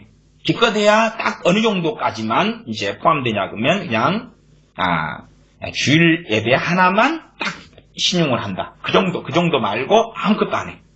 아무것도 안 해. 더군다나 이제 코로나 때문에 비대면 예배가 활성화되고 그러니까 더 아무것도 안 해. 다 아무것도 안 해. 이게 비대면 예배니까 일부만 예배당에 나가 대면 예배 가능하고 대부분 비대면 예배니까 그러니까 집에서 이제 인터넷으로 예배 드리는 것조차도 더 안 해. 더 안 해. 대부분 안 해. 대부분 안 해. 예? 그리고 이제 예를 들어 주일날 예배 한 번 1시간 반짝 참석한다고 가정해도 그 외에는 66%가 아무것도 안 해. 아무것도 안 해. 호주가요. 호주가 이 기독교인이 이제 호주 통계는 자세히 들여다봐야 돼요. 이제 이 통계 네이버 검색에서 호주 하면 기독교 67% 이렇게 나오는데 진짜는 그런 건 아니고 보면 기독교가 이제 기타 기독교 이렇게 분류되는데 한 18.7%, 그다음에 카톨릭이 25.3%, 성공회가 17.1%. 성공회도 주로 개신교 계통에 좀 많이 집어넣습니다.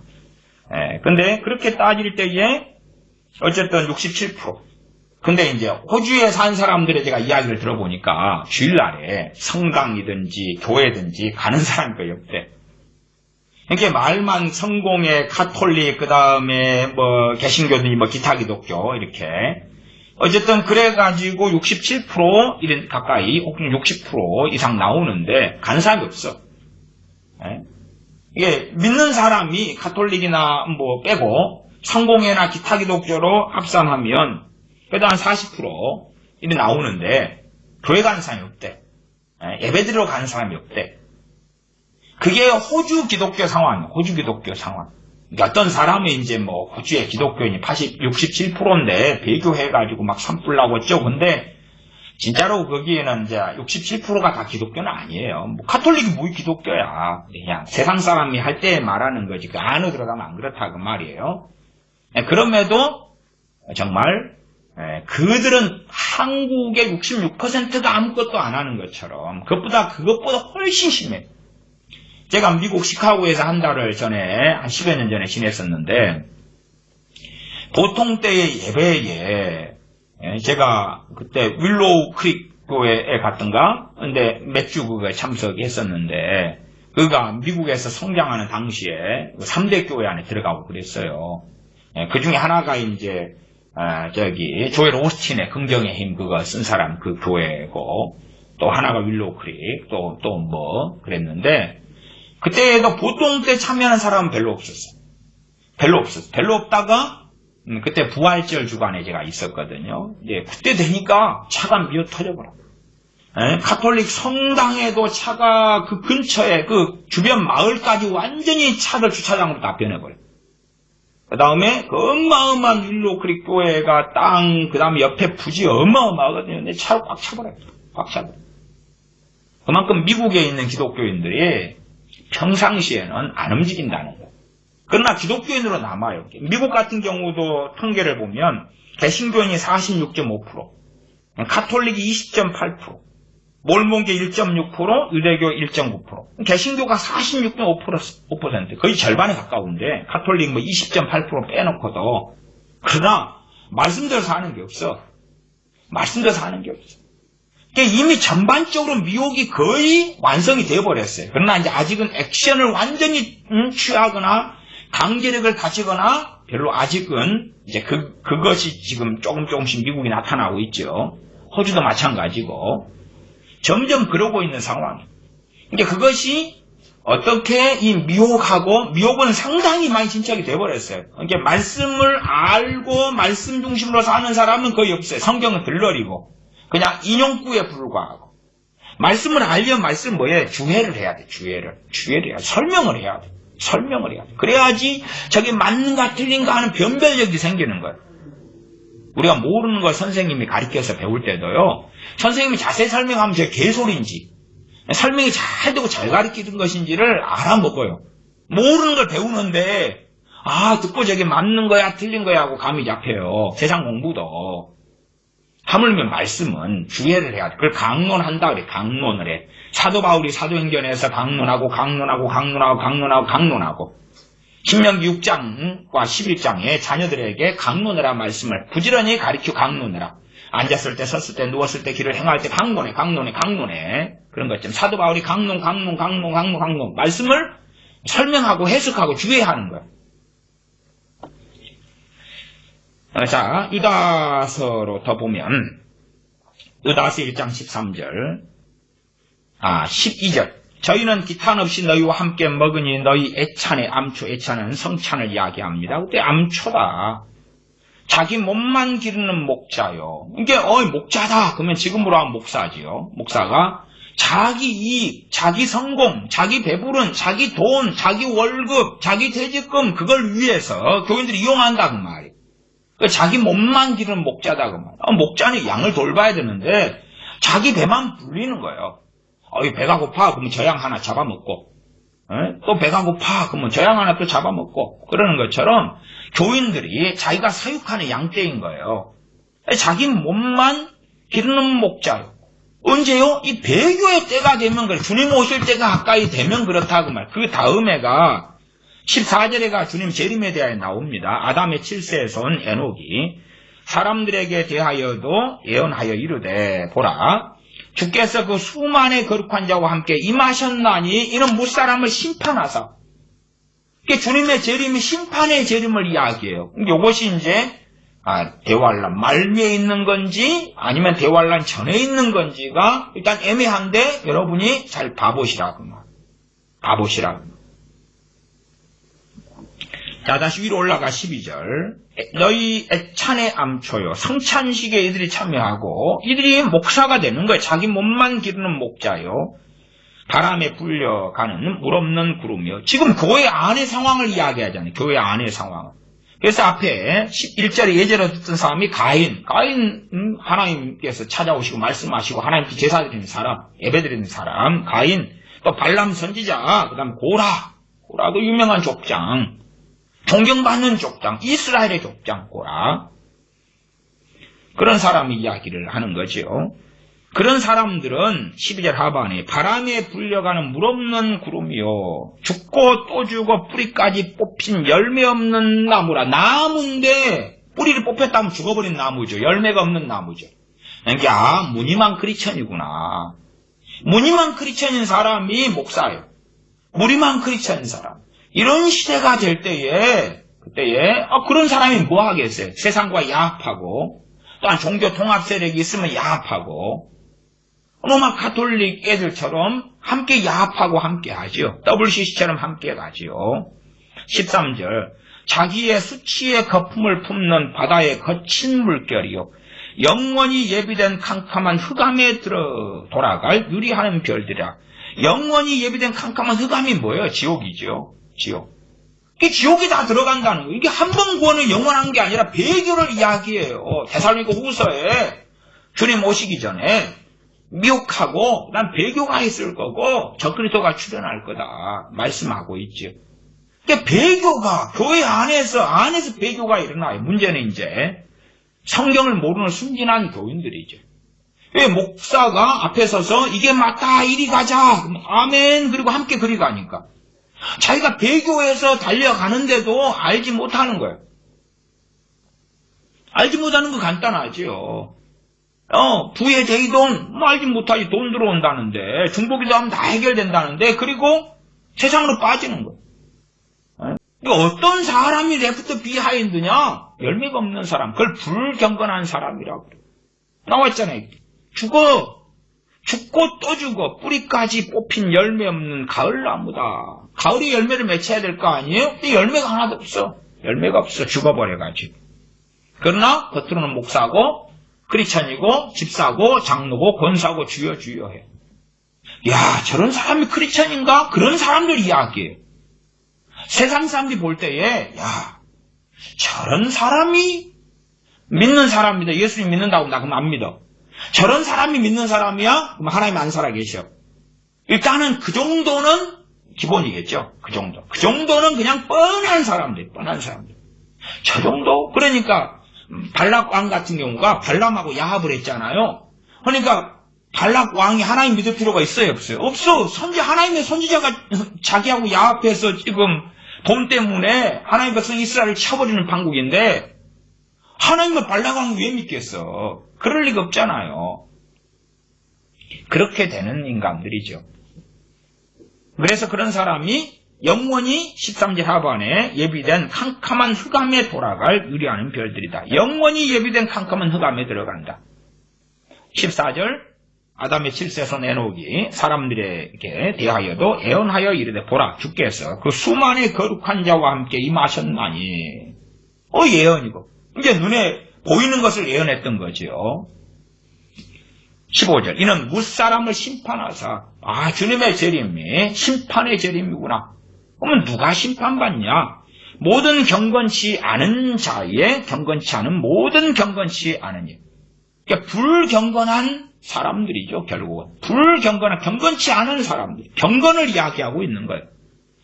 불신자 이야기하는 게 아니고 경건치 않은 불경건한 사람들이 이야기해요. 그러니까 여기에는 앞에 예시로 들었던 가인 같은 사람, 또 발람 같은 사람, 오라 같은 사람, 그렇게 해가지고 지금 본문이 나와 있어요. 주여 주여 하는 이 크리스천들이 여기에 포함되는구나. 심판을 받는구나. 그 사람. 물론 당연히 불신자들은 말할 것도 없죠. 그래서 이것을 성도의 휴거가 있기 전에, 대환란 전에 주님의 재림이라고 한다면 레프트 비하인드가 되는 남겨진 사람들이 누구일지는 명확해지는 것이지요. 일단은 그렇고, 물론 이것을 대환란 말미에 주님의 재림으로 볼 수도 있어요. 자, 계속 읽어보면 모든 경건치 않은 일과 또 경건치 않은 죄인의 죽게 거스려 한 모든 강팍한 말을 인하여 저희를 정죄하려 하였느니라. 이 사람들은 원망하는 자며 불만을 토하는 자며 그 정욕돌에 행하는 자라. 그 입으로 자랑하는 말을 내며 이를 위하여 아첨하느니라. 사람들은 이것을 주여 주여 하는 소위 크리스천들은 이건 불신자들에 대한 이야기야. 나는 지금 원망하는 삶을 살아요. 원망하는 자요. 원망하는 자. 부모 원망, 세상 원망, 원망. 그래서 원망해서 이 세상은 멸망해버려야 돼. 좌파 세상 돼버려야 돼. 정권 뒤집어 엎어버려야 돼. 아니 문정권은 좀 엎어져야 됩니다. 근데 그거 말고 그냥 세상이 그냥 뒤집어 엎어져가지고 기업돈도 나한테 들어오고 부잣돈도 들어오고 지주계층 무너지고 빼앗아내고 노동자 세상 농민세상 돼야 돼. 그런 이야기에 그런 원망을 하고 살아가요. 원망하는 자며 그러나 이것을 다 어떻게 해버리냐 그러면 불신자야. 불신자. 나는 원망하는 자라도 믿는 사람이기 때문에 이 심판의 대상이 아니야. 주님께서 오실 때 이 자들이 심판받는다 그랬잖아요. 그리고 첫째 이야기가 소위 하나님 백성들 이야기니까 지금으로 한다면 크리스찬 이야기라. 주여 주여 하고 믿는 자 크리스찬이라는데 원망하는 자요. 불만을 토하는 자며 정욕대로 그 정욕대로 행하는 자라. 그 입으로 자랑하는 말을 내며 내가 이런 사람이야. 돈 자랑하지. 자기의 소위 크리스찬이니까 영성 자랑해. 뭘 음성 들어 게시받아. 거짓말이지. 근데 막 그걸 자랑하지. 내가 성경에 읽는데 이게 깨달아졌는데 막 주님 나타나서 이렇게 말씀했는데 그런 이야기. 또 이를 위하여 아첨하느니라. 목사들이 그냥 교인들이 듣기에 좋은 이야기를 해야지. 안 그러면 교인들 떠나가 버릴 거 아니. 기분 나쁜 이야기 책망하고 야단치면 떠나가는 거죠. 그러니까 이익을 얻기 위해서는 정말로 아름다운 이야기, 보암직, 들음직, 먹음직한 이야기를 던져줘야 돼. 기도 응답, 기도의 능력, 하늘과 땅을 움직이는 중보 기도, 믿는 대로 된다. 그리고 막 던져줘야지 교인들이 구름대와 벌떼처럼 모여들 거 아니에요. 그렇지. 교인들이 많아지면 월급도 높아지고 명예도 없고 권세도 없고 아첨해야 돼. 그게 아첨이야. 이를 위하여 아첨하는 거야. 그러니까 이런 대부분의 일들은 교회 안에서 벌어져. 안에서 벌어져. 그래서 불경건을 이야기하지 불신자 이야기를 하고 있는 게 아니에요. 이것이 교회 안에 보편화가 될 때에 배교지. 그 다음에 이것이 이제 정치적인 힘을 가지고 자기를 따르지 않는 사람들을 박멸을 시키고 갈 때, 그럴 때 이제 진실한 하나님의 사람들은 지학교의 교인이 되고 또한 숨어서 이제 신앙생활을 해야 되죠. 도망자가 될 수도 있고 핍박을 받기도 하죠. 세상 사람은 평안하다 안전하다 할 것이고. 17절 사랑하는 자들아 너희는 우리 주 예수 그리스도의 사도들의 미리 한 말을 기억하라. 그들이 너희에게 말하기를 마지막 때에 자기의 경건치 않은 정욕도를 행하며 기롱하는 자들이 있으리라 하였나니 마지막 때에 마지막 때를 이야기하잖아요. 그러니까 이게 그냥 대환란 때를 이야기한다면 7년 대환란 때를 이야기한다면 이런 건 별로 의미가 없어요. 의미가 없어. 왜 대환란 때는 이런 건 이제 가리고 뭐 할 거 없어. 지진 뭐 벌어지고 우박 쏟아지고 막 난리가 나고 화산 폭발하고 전쟁 벌어지는데 뭐 이런 거 신경 쓸 게 뭐가 있어요. 그러나 우리가 보통의 삶을 살고 있다는 걸 이야기하는 언제? 마지막 때. 물론 주님 오실 때부터 마지막 때인데 여기서 말씀하는 마지막 때는 말세 지말을 이야기하는 마지막 때지. 응? 마지막 때에 자기의 경건치 않은 정욕도를 행하며 이런 경건치 않아 불신자들을 이야기하는 게 아니죠. 소위 주여주의하는 크리스찬인데 경건치 않아 정욕도를 행하고 이 사람들이 뭐라 하겠어요? 성경을 자기 멋대로 해석을 하고 가리키겠죠. 기롱하는 자들이 있어요. 뭘 기롱합니까? 주님 재림이 어디 있어? 그런 거 없어. 뭐 있긴 있을 거야. 1000년 뒤에나 500년 뒤에나. 그런 건 생각도 하지 마. 주님 재림 이야기하면 참 너희들 좀 이상한 사람들 아니야? 기롱을 하는 거예요. 그러니까 지금 시대에도 대부분의 목사들이요 주님의 재림 이야기 안 합니다. 주님의 재림 말세지말 이야기 안 해요. 그러면은 이 진짜 극단적 종말론자 아니야? 그 말 듣거든요. 교인들부터 들고 일어나요. 아니 지금 주택지금 청약 들어가가지고 20년 청약하고 있고 야 재개발 서울에서 되면 저거 땅 사가지고 어떻게 하고 주식 이번에 대박 터뜨려가지고 좀 어떻게 해서 계획 세우고 있는데 무슨 재림 이야기하고 성도 휴거 이야기 휴거는데 이야기하지 않지. 믿고 그렇게 생각하는 목회자들이 적으니까. 그러니까 사실은 직접적으로 하든 간접적으로 하든 기롱하고 있는 거 조롱하고 있다고 말이에요. 조롱해. 이 좋은 세상을 살고 누려야지. 누려야지. 무슨 놈의 내 자식이 이제 10살인데 얘가 커서 시집 가고 장가 가고 그 다음에 또 직장에 가고 대학 가고 뭐 아주 꿈꿀 게 많은데 그러니까 무슨 재림이고 뭐 핍박이고 환란이고 그런 게 어딨어. 뱃속에서부터 조롱하는 거예요. 조롱해. 그럴 수밖에 없지. 장래를 길게 꿈꾸는 거예요. 야, 내 자식 유학 보내가지고 유학 몇 년 지난 다음에 뭐 박사학위 따가지고 와가지고 또 나 대를 이어서 목사가 돼가지고 또 뭐 해가지고 이러쿵 예배당 지으려면 이게 몇 년 걸리는데 그런 뭐 세계 기독청 같은 것도 지으려면 1조 넘게 들어가는 건물을 지으려면 땅부터 어디 사야 될 거 아니에요. 어마어마한 땅을 갖고 지으려면 얼마 걸리겠어요. 길게 걸리겠지.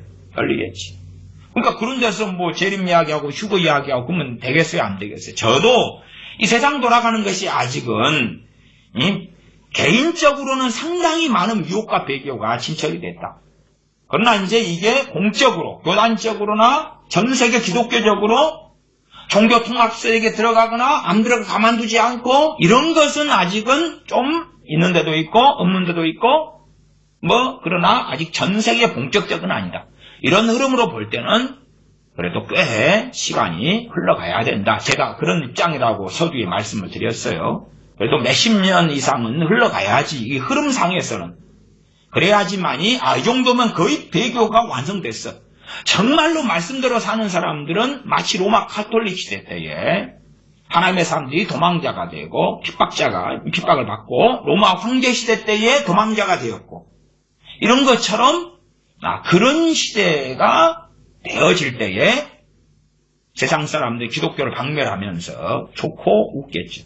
마찬가지예요. 북한도 공산화된 다음에 기독교인이 잡으면서 얼마나 기분 좋아. 기독교인을 찾아내고 발견해내고 박멸시키면서 너무 좋잖아. 너무 좋아. 중국도 지금의 중국의 기독교인들이 최근에 자료는 그렇더라고요. 중국 기독교인들이 좀 9천 몇백만 돼요. 근데 곧 이제 중국의 기독교인들이 더 부흥이 있어서 3억이 될 것이다 이런 이야기도 나오더라고요. 믿거나 말거나. 그런데 저는 그런 것보다도 겉으로 그럴 수 있을지 몰라도 중국의 기독교인들은 저는 상당히 정상으로는 안 봅니다. 정상은 안 보는데 어쨌든 중국에도 좋아하는 사람들은 이런 가까워된 사람들이 중국 위에서 기도하면 시진핑이도 금방 회개되고 변화되고 그럴 것 같아. 그렇게 왜 가르치지 않는지 모르겠네. 그렇게 좀 가르쳐. 중국 공산당을 위해서 막 기도하고 1대1 막 하면 되겠다. 왜냐하면 중국의 공산당원 1억 명이 안 되잖아요. 거의 크리스천 숫자하고 비슷할 거예요. 그러니까 1대1 마크로 공산당을 위해서 막 기도해버려. 종복이도. 그러면 갑자기 다 변화돼버리는 거야. 그러면 중국이 그냥 인구가 14억 3천만 6천만 막 그냥 세계를 선도해버려. 최고 인구 많잖아요. 근데 어느 때가 되면 저는 그리 봐요. 그 9천 몇백만 되는 기독교인데 재산만 빼앗으면 어떻게 되겠어? 다 좋지. 그것만 빼앗으면 예를 들어서 1억을 빼앗으면 주변에 10집에서 1,000만원씩 나눠가지면 돼. 나눠가지면 돼. 찬양하면 되거든. 저는 얼마든지 그런 시대가 도래할 수 있다고 봐요.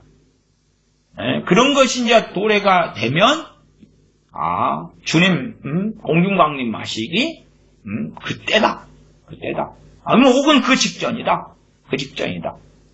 그렇게 저는 본다 그 말이에요. 어리석은 사람들은 막 중동에 곧 부흥이 와가지고 막 주님께 돌아올 거라고 생각하지만 그 중동 지역은 다 배교한 지역들이에요. 그 마호메트를 따랐던 중심 세력이 어디냐 그러면 터키야. 터키족이요. 터키는 어디예요? 소아시아에 있는 7교회가 있었던 그 땅이라. 요한계시록 2장 3장에 있던 그 교회들이 있던 그곳이에요. 그게 중심이 돼가지고 마호메트를 따라서 이슬람이 일어난 거란 말이에요.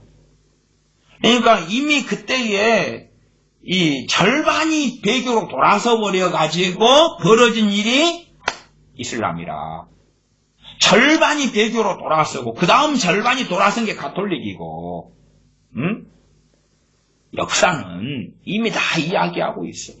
그 복음화됐던 땅에서 기독교를 신앙을 주님을 믿는 그리스도를 따르는 신앙을 추방해버린 땅들 교회를 박멸시켜버리는 크리스천들은 배교해버리고 순교당하고 죽임당하고 그런 지역이 지금 중동 땅이라. 그래 스스로 다 끝장을 내버린 지역이지. 그리고 이슬람 마호메트를 따르기로 결단하고 따라버린 지역이 지금 중동이고. 그래서 그때에 AD 600 몇십 년부터는 그런 지역이 절반이 배교로 들어가 버린 거고. 그 다음에 나머지가 로마 가톨릭으로 돌아서서 배교했던 거고. 거기에서 진짜 크리스천들은 사는 것이 정말 쉽지 않았다고 말이에요. 그러나 걔네들은 평안하고 안전하고 좋게 살았지요. 다시 18절 하반에 마지막 때에 자기의 경건치 않은 정욕도를 행하며 기롱하는 자들이 있으려 하였나니 이 사람들 당을 짓는 자면 이제 만들어야지. 종교통합세력 만들고 WCC 지금 WEA 등 아주 이제 그걸 공권력을 가지는 강제력을 가지는 세력까지 만들어야 돼요. 강제력을 가져야 돼. 육에 속한 자며 성령이 없는 자니라. 그러니까 불신자들에 대하여 성령이 없다거나 육에 속한 자라거나 그런 이야기를 하면 안 돼. 이건 크리스찬에 대한 이야기예요. 교회 안에 배교를 이야기하구나. 이게 교회 안에 한 개인을 이야기하는 게 아니라 지금 전체적인 흐름과 방향을 이야기하고 이게 완성이 돼야지. 그때에 성도 휴거가 있고 주님의 공중강림이 있어요. 20절 사랑하는 자들아 너희는 너희의 지극히 거룩한 믿음 위에 자기를 건축하며 성령으로 기도하며 하나님의 사랑 안에서 자기를 지키며 영생에 이르도록 우리 주 예수 그리스도의 긍휼을 기다리라. 우리 주 예수 그리스도의 긍휼이 뭐예요? 이게 주님의 재림을 이야기하는 받는 거예요. 이게 예수 그리스도의 긍휼을 그 대화론에 빠지지 않고 주님 오셔서 성도 휴거가 일어나는 그걸 이야기하는 거예요. 저는 그렇게 해석한다 그 말이에요. 그렇게 해석해요. 데살로니가 후서 2장을 보겠습니다. 후서 2장을 간략하게 일단은 짚고 전서 5장으로 가겠습니다. 이 종말론에 대해서 기초가 부족하니까요. 다시 반복해서 함께 살펴보는 거예요. 반복해서. 데살로니가 후서 2장 1절부터 간략하게 봅니다. 형제들아 우리가 너희에게 구하는 것은 우리 주 예수 그리스도의 강림하심과 우리가 그 앞에 모임에 관하여 주님 강림하시고 그 앞에 모여 들림받아가지고 모여요. 이걸 휴거라 그래요. 한문으로. 모임에 관하여 혹 영으로나 혹 말로나 혹 우리에게 받았다는 편지로나 주의 날이 이르렀다고 쉬 동심하거나 두려워하거나 하지 아니할 그것이라. 첫째는 지나가버렸어. 다 데리고 가버렸어. 그럴 수 있잖아요. 당시에는 인터넷이 발달하지 않았고 잘 모르니까. 지금은 이제 데려갔어. 그래도 못해도 수백만 명 이상 사라져야 될 거 아니에요. 수백만 명에서 수천만 명이라든지 억대도 사라질 수도 있겠죠. 데려가실 수도 있겠죠. 그럼 다 알겠지, 세상은. UFO가 와서 외계인이 와서 어쨌다 저쨌다 막 이제 그러겠죠. 주의 날이 이르렀다고 시동심하거나 두려워하거나 하지 아니할 그것이라. 아니면 곧 있는데 준비가 안 됐어. 막 그런 두려움 속에 있을 수도 있죠. 3절 누가 아무렇게 하여도 너희가 미혹하지 말라. 미혹이 광범위하게 퍼져야지 배교가 일어나는 거예요. 배교의 과정과 중심에는 미혹이 있는 거죠. 미혹의 결과물이 배교인 거예요. 미혹의 결과물. 그러니까 배교는 미혹을 빼놓고는 논할 수가 없어요. 미혹되지 말아라. 미혹하지 말아라. 먼저 배도하는 일이 있다. 이 배도하는 일이 있다. 제가 이 칼빈 주석으로 이 부분을 좀 읽어 드릴게요. 바울은 이 배도라는 단어를 하나님에 대한 반역이란 뜻으로 사용하고 있다. 이것은 극소수의 개인에게 국한되는 것이 아니라 상당수의 사람들의 광범위하게 파급될 것이다. 저는 이거 전 세계적이라고 저는 말씀드렸고요. 배도라는 말에 다른 형용사가 없을 경우에 이것은 극소수의 사람에게 한정될 수 없다. 그러므로 배도자들이란 단어는 그리스도와 그의 복음을 섬기는 일에 일단 참여한 바 있는 사람들로 이해될 수가 있다. 배도라는 게 그렇지요. 믿는 사람이 배도하지 불신자가 어떻게 배도해. 그러므로 바울이 보이는 교회의 전반적인 배신을 애언하고 있는데 그렇게 지금 존 칼빈이 해석했잖아. 이 배도하는 일에 대하여 보이는 교회, 드러난 교회지. 이게 전반적인 배도를 애언하고 있는데 이것은 교회가 완전히 회복되기 전에 처참하고 보기 흉측한 상태로 전락할 것이라는 이야기와 마찬가지다. 교회가 완전히 회복한다는 것은 이제 주님께서 이제 새하늘과 새 땅이 다 이루어진 다음이 되겠지요. 교회의 오랜 분산을 보고 분산, 핍박받아서 흩어지는 거지요. 그것은 마치 하나님의 섭리의 지배에 의한 것이 아니냐. 왜? 참된 믿는 사람이 이제 도망자가 되고 핍박을 받고 흩어지니까 야 하나님이 진 것 같아 이렇게 보일 수 있다 그 말이에요. 방황하기 시작하는 사람들이 많다. 진짜 믿는 사람 숫자가 적어지니까 당시에는 종교개혁기 때이니까 더 그렇죠. 이때도 그 전도 그렇고 암흑기니까 아무리 종교개혁이 있다 해도 이때는 숫자가 너무 적을 때예요. 로마 카톨릭에서는 자신들의 우상의 횡포를 완화해서 이야기한답시고 그리스도께서 당신의 신부를 버린다는 것은 불가능한 일이다 라고 가리킨다. 이게 지금 한 번 보니 영원하다고 가리킨다 그 말이에요. 그리스도께서 당신의 신부 크리스천을 버린다는 것은 불가능한 일이다. 이게 로마 카톨릭이 가리키는 거잖아. 이게 이 이야기를 가지고 누구들이 이러고 있어. 그렇게 존 칼빈이 말했는데 존 칼빈이 어떻게 한 번 보니 영원하다고 자기 얼굴에 침 뱉는 거지. 네가 그럼 카톨릭이 하는 거하고 똑같이 말하고 막. 근데 그렇게 저놈들 말해. 그리고 존 칼빈이 주석을 쓴 거예요. 그러나 연약한 자들은 그들이 교회 안에서 일어나는 흉측한 모습이 오래전부터 애연된 일이라는 점을 깨닫게 될 때에 마음의 위로를 받고 안심하게 된다. 이게 정말 진실한 믿음을 가진 사람이 소수가 될 것이 배도하는 때가 있다는 걸 이미 애언듣고 말씀했기 때문에 놀라지 마라 그 말이에요. 중세시대였던 아니면 지금 앞으로의 시대가 더 이어지든지 간에 놀랄 필요가 없어. 한국의 크리스천의 1000만 명 가운데 660만 명이 650만 명, 60만 명이 전혀 일주일 내내 기도도 안 해, 아무것도 안 해. 놀랄 필요 없다고. 놀랄 필요 없어. 미국에, 영국에, 독일에, 호주에 놀랄 필요 없어. 남아공에 놀랄 필요 없다고. 원래 그런 거니까. 그걸 예언해 놨잖아. 예언해 놨잖아. 놀랄 필요 없어. 하나님이 약해진 것을 생각하지 마. 하나님 뜻이 이루어지고 있는 것이니까. 하나님의 말씀하신 그 섭리가 이루어지고 있는 것이다. 그 말이에요. 세상이 그리스도의 지배 아래에 들어오게 될 때에 배신이 일어날 것이라는 바울의 선언은 로마 카톨릭의 뻔뻔스러움을 백일하에 드러내놓고 있다. 우리는 곧 이어서 왜 주님께서 교회를 최소한 교회로 보이는 것이 그처럼 흉측하게 전락하도록 내버려 두시고 있는가 하는 점을 생각해 볼 것이다. 그 다음에 이제 불법의 아들 적그리스도 나타나는 것. 2장 3절 하반에 저 불법의 아들 배도하는 일이 먼저 있고 저 불법의 사람 곧 멸망의 아들이 나타나기 전에는 이르지 아니하리니. 이 적그리스도의 등장에 대하 이야기하죠. 이것은 우리는 로마 가톨릭 제도에서 성취되고 있음을 본다. 당시에는 그랬지요. 모하메트가 배도자가 되어서 모하메트가 배도자가 되었다고 이야기하고 그의 추종자들인 터키족을 그리스도에게서 따돌리게 되자 이 배신은 더 넓게 확대되었다. 모든 이단자들은 자기들의 당파를 이용해서 교회의 통일성을 파괴해 오고 있고 그 결과 그리스도로부터 이탈이 많아지게 되었다.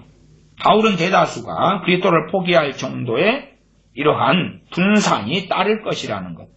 그러니까 이제 주님에게 떠나는 것이 있고 진실한 믿음을 지키기 위하여 핍박받고 도망자가 되는 것이 있고 이러한 경고와 함께 사탄의 대리자가 교회를 휘어잡고 하나님을 대행할 것이라는 더 심각한 이야기를 하고 있다. 존 칼빈 여분 같은 경우는 이 적그리스도가 교회를 휘어잡는 사탄의 대리자가 될 것이다. 그래서 주로 이제 로마 가톨릭의 교황 같은 사람들의 방향으로 이야기합니다.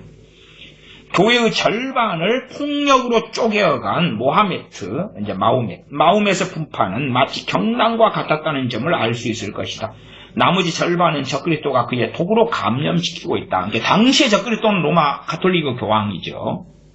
로마 가톨릭의 대표자. 그래서 절반은 마호메트가 끌어갔고, 그 다음에 절반은 지금 당시의 적그리스도. 이렇게 특정한 이 데살로니가후서 2장의 적그리스도는 평상시에 있는 적그리스도를 이야기하는 건 아니에요.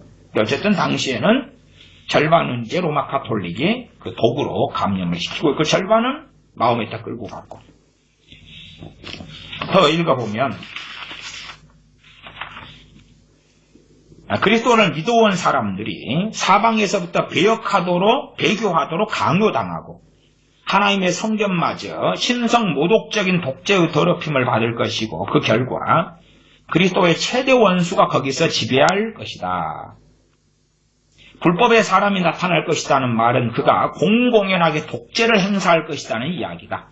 이것은 마치 이 독재자가 몸소 공개적으로 나타나서 교회의 전 질서를 고의적으로 무질서하게 만들어 놓기 전에는 그리스도의 날이 오지 않을 것이라는 이야기와 같다. 그래서 이 적그리스도의 출현도 또한 주님의 그 날, 주의 날이죠. 2장 2절에 주의 날이 이르렀다. 주의 날에 대해서도 이게 그냥 단순한 대환란을 이야기해버린다면 뻔하잖아요. 계시록을 통해서 대환란, 7인이 이렇게, 7나팔, 7대접 이렇게 간다. 상식만 가지면 그게 상당히 시간적이라는 것을 알 수 있을 테니까 비교하면 맞으니까 대환란 때에 벌어진 것을 성경하고 대조하면 알 수 있다고 말이에요. 그러니까 그거니 지금 데살로니가후서가 그 이야기를 하고 있지 않은 것을 우리가 문맥을 통해 알 수가 있어요. 그 사건이 아니구나 이게. 이게 보통 때에 언제 주의 날이 이르를지, 첫째는 주님의 공중강림과 그 다음에 대환란으로 들어가는 그 날이 언제 올지, 함께 주님의 공중강림과 left behind, 남겨진 사람들과 함께 대환란이 시작되니까 언제 있을지를 알 수 있도록. 그래서 이 배교하는 일이 있고, 그 다음에 이 불법의 사람, 멸망의 아들이 나타난다. 자, 그 다음 데살로니가서 5장을 봅니다. 5장 1절부터 봅니다. 전서 5장 1절, 데살로니가 전서 5장 1절부터 제가 읽어갑니다. 형제들아, 때와 시기에 관하여는 너희에게 쓸 것이 없으면 주의 날이 밤에 도적같이 이룰 줄을 너희가 자세히 알미라. 도적같이 임하는데 뭘 대환란 때 임하면 도적같이가 아니고 그냥 세상 사람들이 4분의 1이 죽고 3분의 1이 죽고 막 난리가 나는 거죠. 배가 파손하고 섬들이 무너지고. 그런 것까지도 이제 상징으로 보려면 골치 아프죠. 상징으로 보는 사람들은 너무 많지만은 그건 제정신이 아니다. 5장 3절, 저희가 평안하다 안전하다. 그러니까 우리가가 아니에요. 우리가 진실한 크리스찬은 평안하다 안전하다 그럴 수가 없어요. 저희가 개혁 개정판은 그들이 그 다음에 다른 번역 성경들은 사람들이 이렇게 말했고요. 저희가, 우리가 아니에요. 저희가 세상 사람들이에요. 평안하다 안전하다 할 그때에 잉태된 여자에게 해상 고통 이름과 같이, 그러니까 믿는 사람들은 점점 핍박의 때로 가는 거 아니에요. 배도가 일어나는데 핍박을 안 받으면 정상이 아니지요. 배도에 동참하는 자들은 괜찮은 거예요. 1938년 신사참배처럼 동참하는 자들은 일본에나 교단이나 교파에나 핍박을 안 받아. 그러나 동참하지 않으면 핍박을 받지. 로마 가톨릭으로 교회가 다 돌아서 버렸을 때 그리 함께 따라가면 부귀영화도 누렸다고 말이에요. 따라가지 않으면 이제 어디 사막으로 가야 돼. 유리 걸식해야 돼요. 유대인들이 사도행전 등에서 핍박했을 때도 아니 주님 안 믿고 유대인들과 함께하면 돼. 유대교로서. 그러면 평안한 거예요. 그러나 주님을 믿어버리면 유대와 사마리아로 다메스까지 도망해야 되는 거예요. 그러나 다메스로 도망간 사람들을 잡으러 사도 바울이 청년 사울이 군사를 이끌고 갔을 때 그는 평안했지. 오히려 분기가 차서 가만두지 않겠다. 그리고 어떻게 이놈들을 잡아서 족치지. 그래서 그란 말이에요. 저희가 평안하다 안전하다. 그러니까 세태를 아셔야 돼. 믿는 사람들은 환란이나 핍박이 있구나. 대환란을 통한 환란을 견디라는 이야기가 아니고 배도의 때에 진행되어질 환란과 핍박을 견뎌내야 된다 그 말이에요. 그러나 전반적인 교회는 배도로 함께 야합하게 될 것이라는 이야기예요. 야합하게 될 것이. 저희가 평안하다 안전하다를 그때에 잉태된 여자에게 우리가 배도가 다 되는 걸 볼 때에 이건 이제 임신해가지고 곧 애 낳겠네라고 알 수 있다고 말이에요. 해상고통 이름과 같이 멸망의 호련이 저는 이 멸망을 7년 대환란으로 본다고 말이에요. 멸망의 호련이 왜 안전하다 평안하다 그래가지고 멸망이다 그러면은 주님 재림이겠지. 뭐 그렇게 보면은 말이 안 된다고 말이에요. 에? 주님 재림이 와도 그렇지만 7년 대환란 끝에 재림을 대부분 믿잖아요. 상징적으로라도 전천연설 대부분 믿는 사람들도 7년 대환란 전에 한 번 있다고 주장하니까 그럼 평안하다 안전하다 그때에 임하는 멸망은 아니잖아요. 이게 멸망이 호련이 저희에게 갑자기 이러니 저희에게는 그들이에요. 그들 우리를 이야기하는 대산의 교인들 같이 깨어있는 사람들 이야기하는 게 아니고요. 결단코 피하지 못하리라. 4절 형제들아 너희는 어두움에 있지 아니하며 그날이 도적같이 너에게 임하지 못하리니 방비가 됐고 준비가 됐다 그 말이에요. 너희는 다 빛의 아들이요 낮의 아들이라. 우리가 밤이나 어두움에 속하지 아니하나니 그러므로 우리는 다른 이들과 같이 자지 말고 오직 깨어 근신할지라. 다른 이들 크리스찬들인데 다른 이들이 잠자고 있다고 말이 죽어서 잠자는 게 아니고 지금 살아서 사는데 영적으로 잠들어 버렸다고 말이 그런 사람들이 있어요. 당시에도 많이 있었어요. 그런 자들과 같이 자지 말자. 깨어 근신해라. 자버리면 어떻게 되는데? 도적같이 임하지. 그리고 레프트 비하인드가 되는 거예요.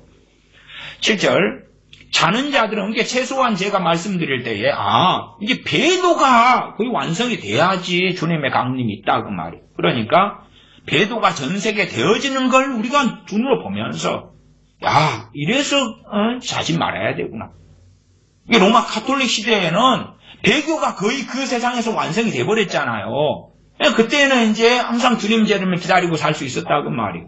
이제 완성된 걸 봤잖아요. 그러나 다시 종교개혁이 일어나고 말씀으로 돌아오고 그러니까 완성이 아니라 막 점점점 믿는 사람이 많아진 시대를 봤잖아요. 우리 그래서 한반도 과거에 조선 말기에 복음이 한반도에 전해지고 평양대공도 있고 그러니까 그때는 아직 주님 재림 멀었어. 그러다가 이제 또 신사참배가 하결되고 막 이러고 장로교가 그리 넘어가고 다른 교파 교단들은 다 무너지고 그래 그 좁은 세계에서는 주님 곧 오시겠다 그럴 수 있었다고 말이 그치요.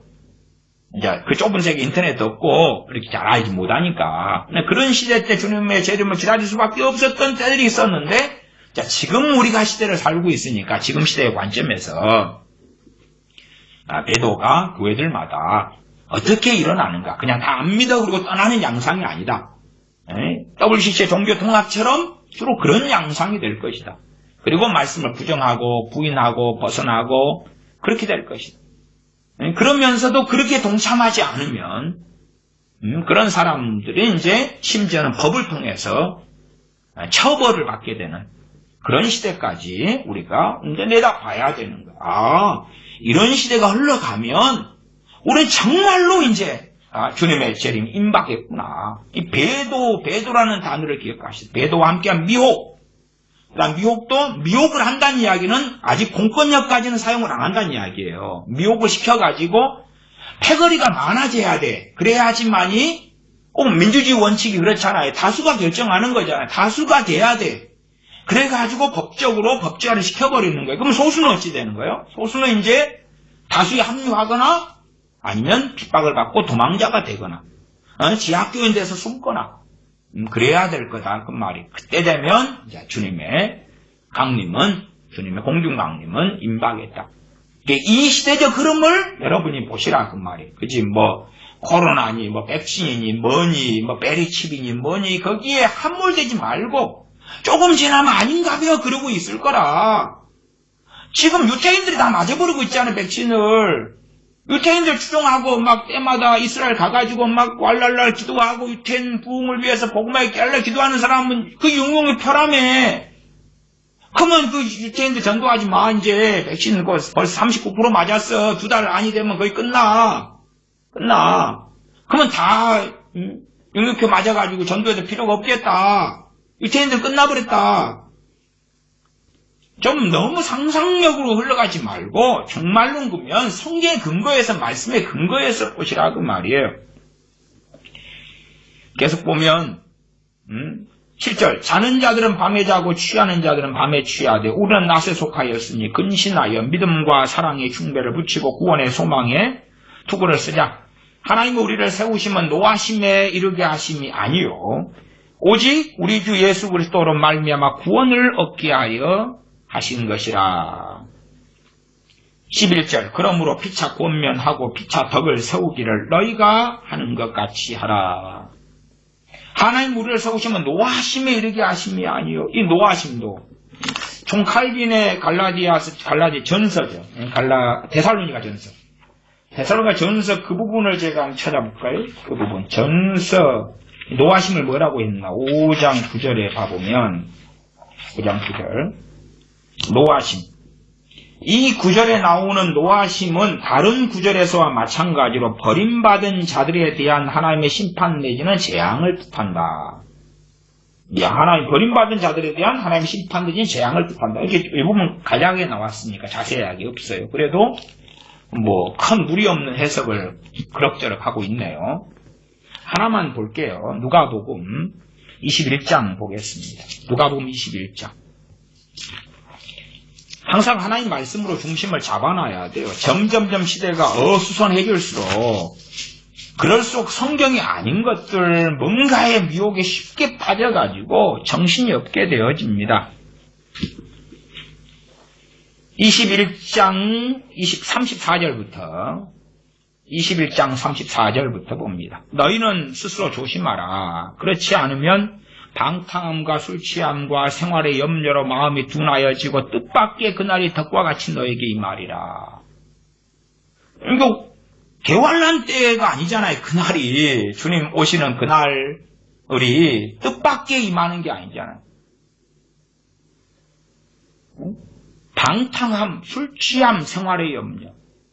지금 왜 그 주식을 막 20조씩 쏟아붓고 하루에 1조, 2조, 3조, 4조 쏟아부어요? 생활의 염려 때문에 그잖아요. 돈도 많이 벌어야 되겠는데 다 주식에 달려들고 돈 벌고 있으니까 나도 해야 되겠다고 달려들잖아요. 하지 말란 이야기는 아니에요. 정말로 하나님 원망하지 말고 잘해서 돈 벌고 빠져나오세요. 능력 있으시면. 말기는 건 아닌데 정말로 위험한 노름 속에 들고 있는 거다는 건 아셔야 돼. 정말 끔찍한 노름 속에 들어가는 거예요. 이게 최소한은 세상 사람들이 평안하다 안전하다 그러니까 방탕하고 술 마시고 생활의 염려 속에 빠지고 하는 거 아니겠습니까? 대환란 되면 무슨 술 마시고 방탕을 어떻게 합니까? 나이트클럽 가고 그냥 멋대로 어떻게 삽니까? 그게 아니다고 말이에요. 그때에 뜻밖의 그날이 덕과 같이 너에게 이 말이라. 이 날은 온 지구상에 거하는 모든 사람에게 이 날이라 이 말이라. 이러므로 너희는 장차 올 이 모든 일을 능히 피하고 피한다. 대환란이잖아 이것이. 지구상에 거하는 모든 사람에게 뭐가 있냐. 주님의 공중 강림으로 성교 휴거는 모든 사람에게 있는 게 아니에요. 모든 사람이 있는 게 아니라 대환란이 이제 레프트 비하인드 남겨진 모든 사람에게 있는 거예요. 그러니까 장차올 이 모든 일을 피하고 대환란이지. 이걸 피하기 위하여 그 사람은 들림받고 성도 휴거가 일어나서 주님 앞에 이제 불려 올라가니까 그렇게 피하기 위하여 항상 기도하며 깨어있으라. 대환란 말미에 성도의 휴거가 있고 주님의 재림이 딱 한 번이다면 대환란 부러지고 준비하면 되겠다. 요기통하면 그전에는 평안할 때 잘 먹고 잘 마시고 살 좀 찌우고 헬스도 하고 근육도 만들어 놨다가 대환란 일어나면 도망가면서 7년 동안 이제 깨어 있어야지. 그 될 것 같냐? 그러면 그런 게 아니에요. 대환란 전에 성도의 휴거가 있다. 저는 말씀을 드려왔던 거고, 난 그럴 때에 그럼에도 진실한 신앙과 믿음을 가진 사람들은 환란기가 올 것이다. 대환란 전에 크리스천들에게, 진실한 믿음을 가진 사람들에게 환란이 찾아올 것이다. 물론 공산 국가에서도 환란이 있고, 북한에도, 중국에도, 인도에도 이슬람, 아니면 저 힌두교 강경자가 세력을 잡았지요. 그 인도에도. 그 다음에 중동 지역은 당연하고, 아프리카에도 그런 나이지리아 북부 같은 이슬람 세력권에도 전 세계에 많은 크리스천들이 환란을 당하고 있어요. 아직은 전반적으로는 평안하다, 안전하다 할 그때를 살지만, 그러나 점점 우리 크리스천, 진실한 말씀을 갖고 온 말씀을 믿겠다는 사람들은 핍박이 올 것이다. 그러면 지금부터 깨어 있어야 한다고 말. 지금부터.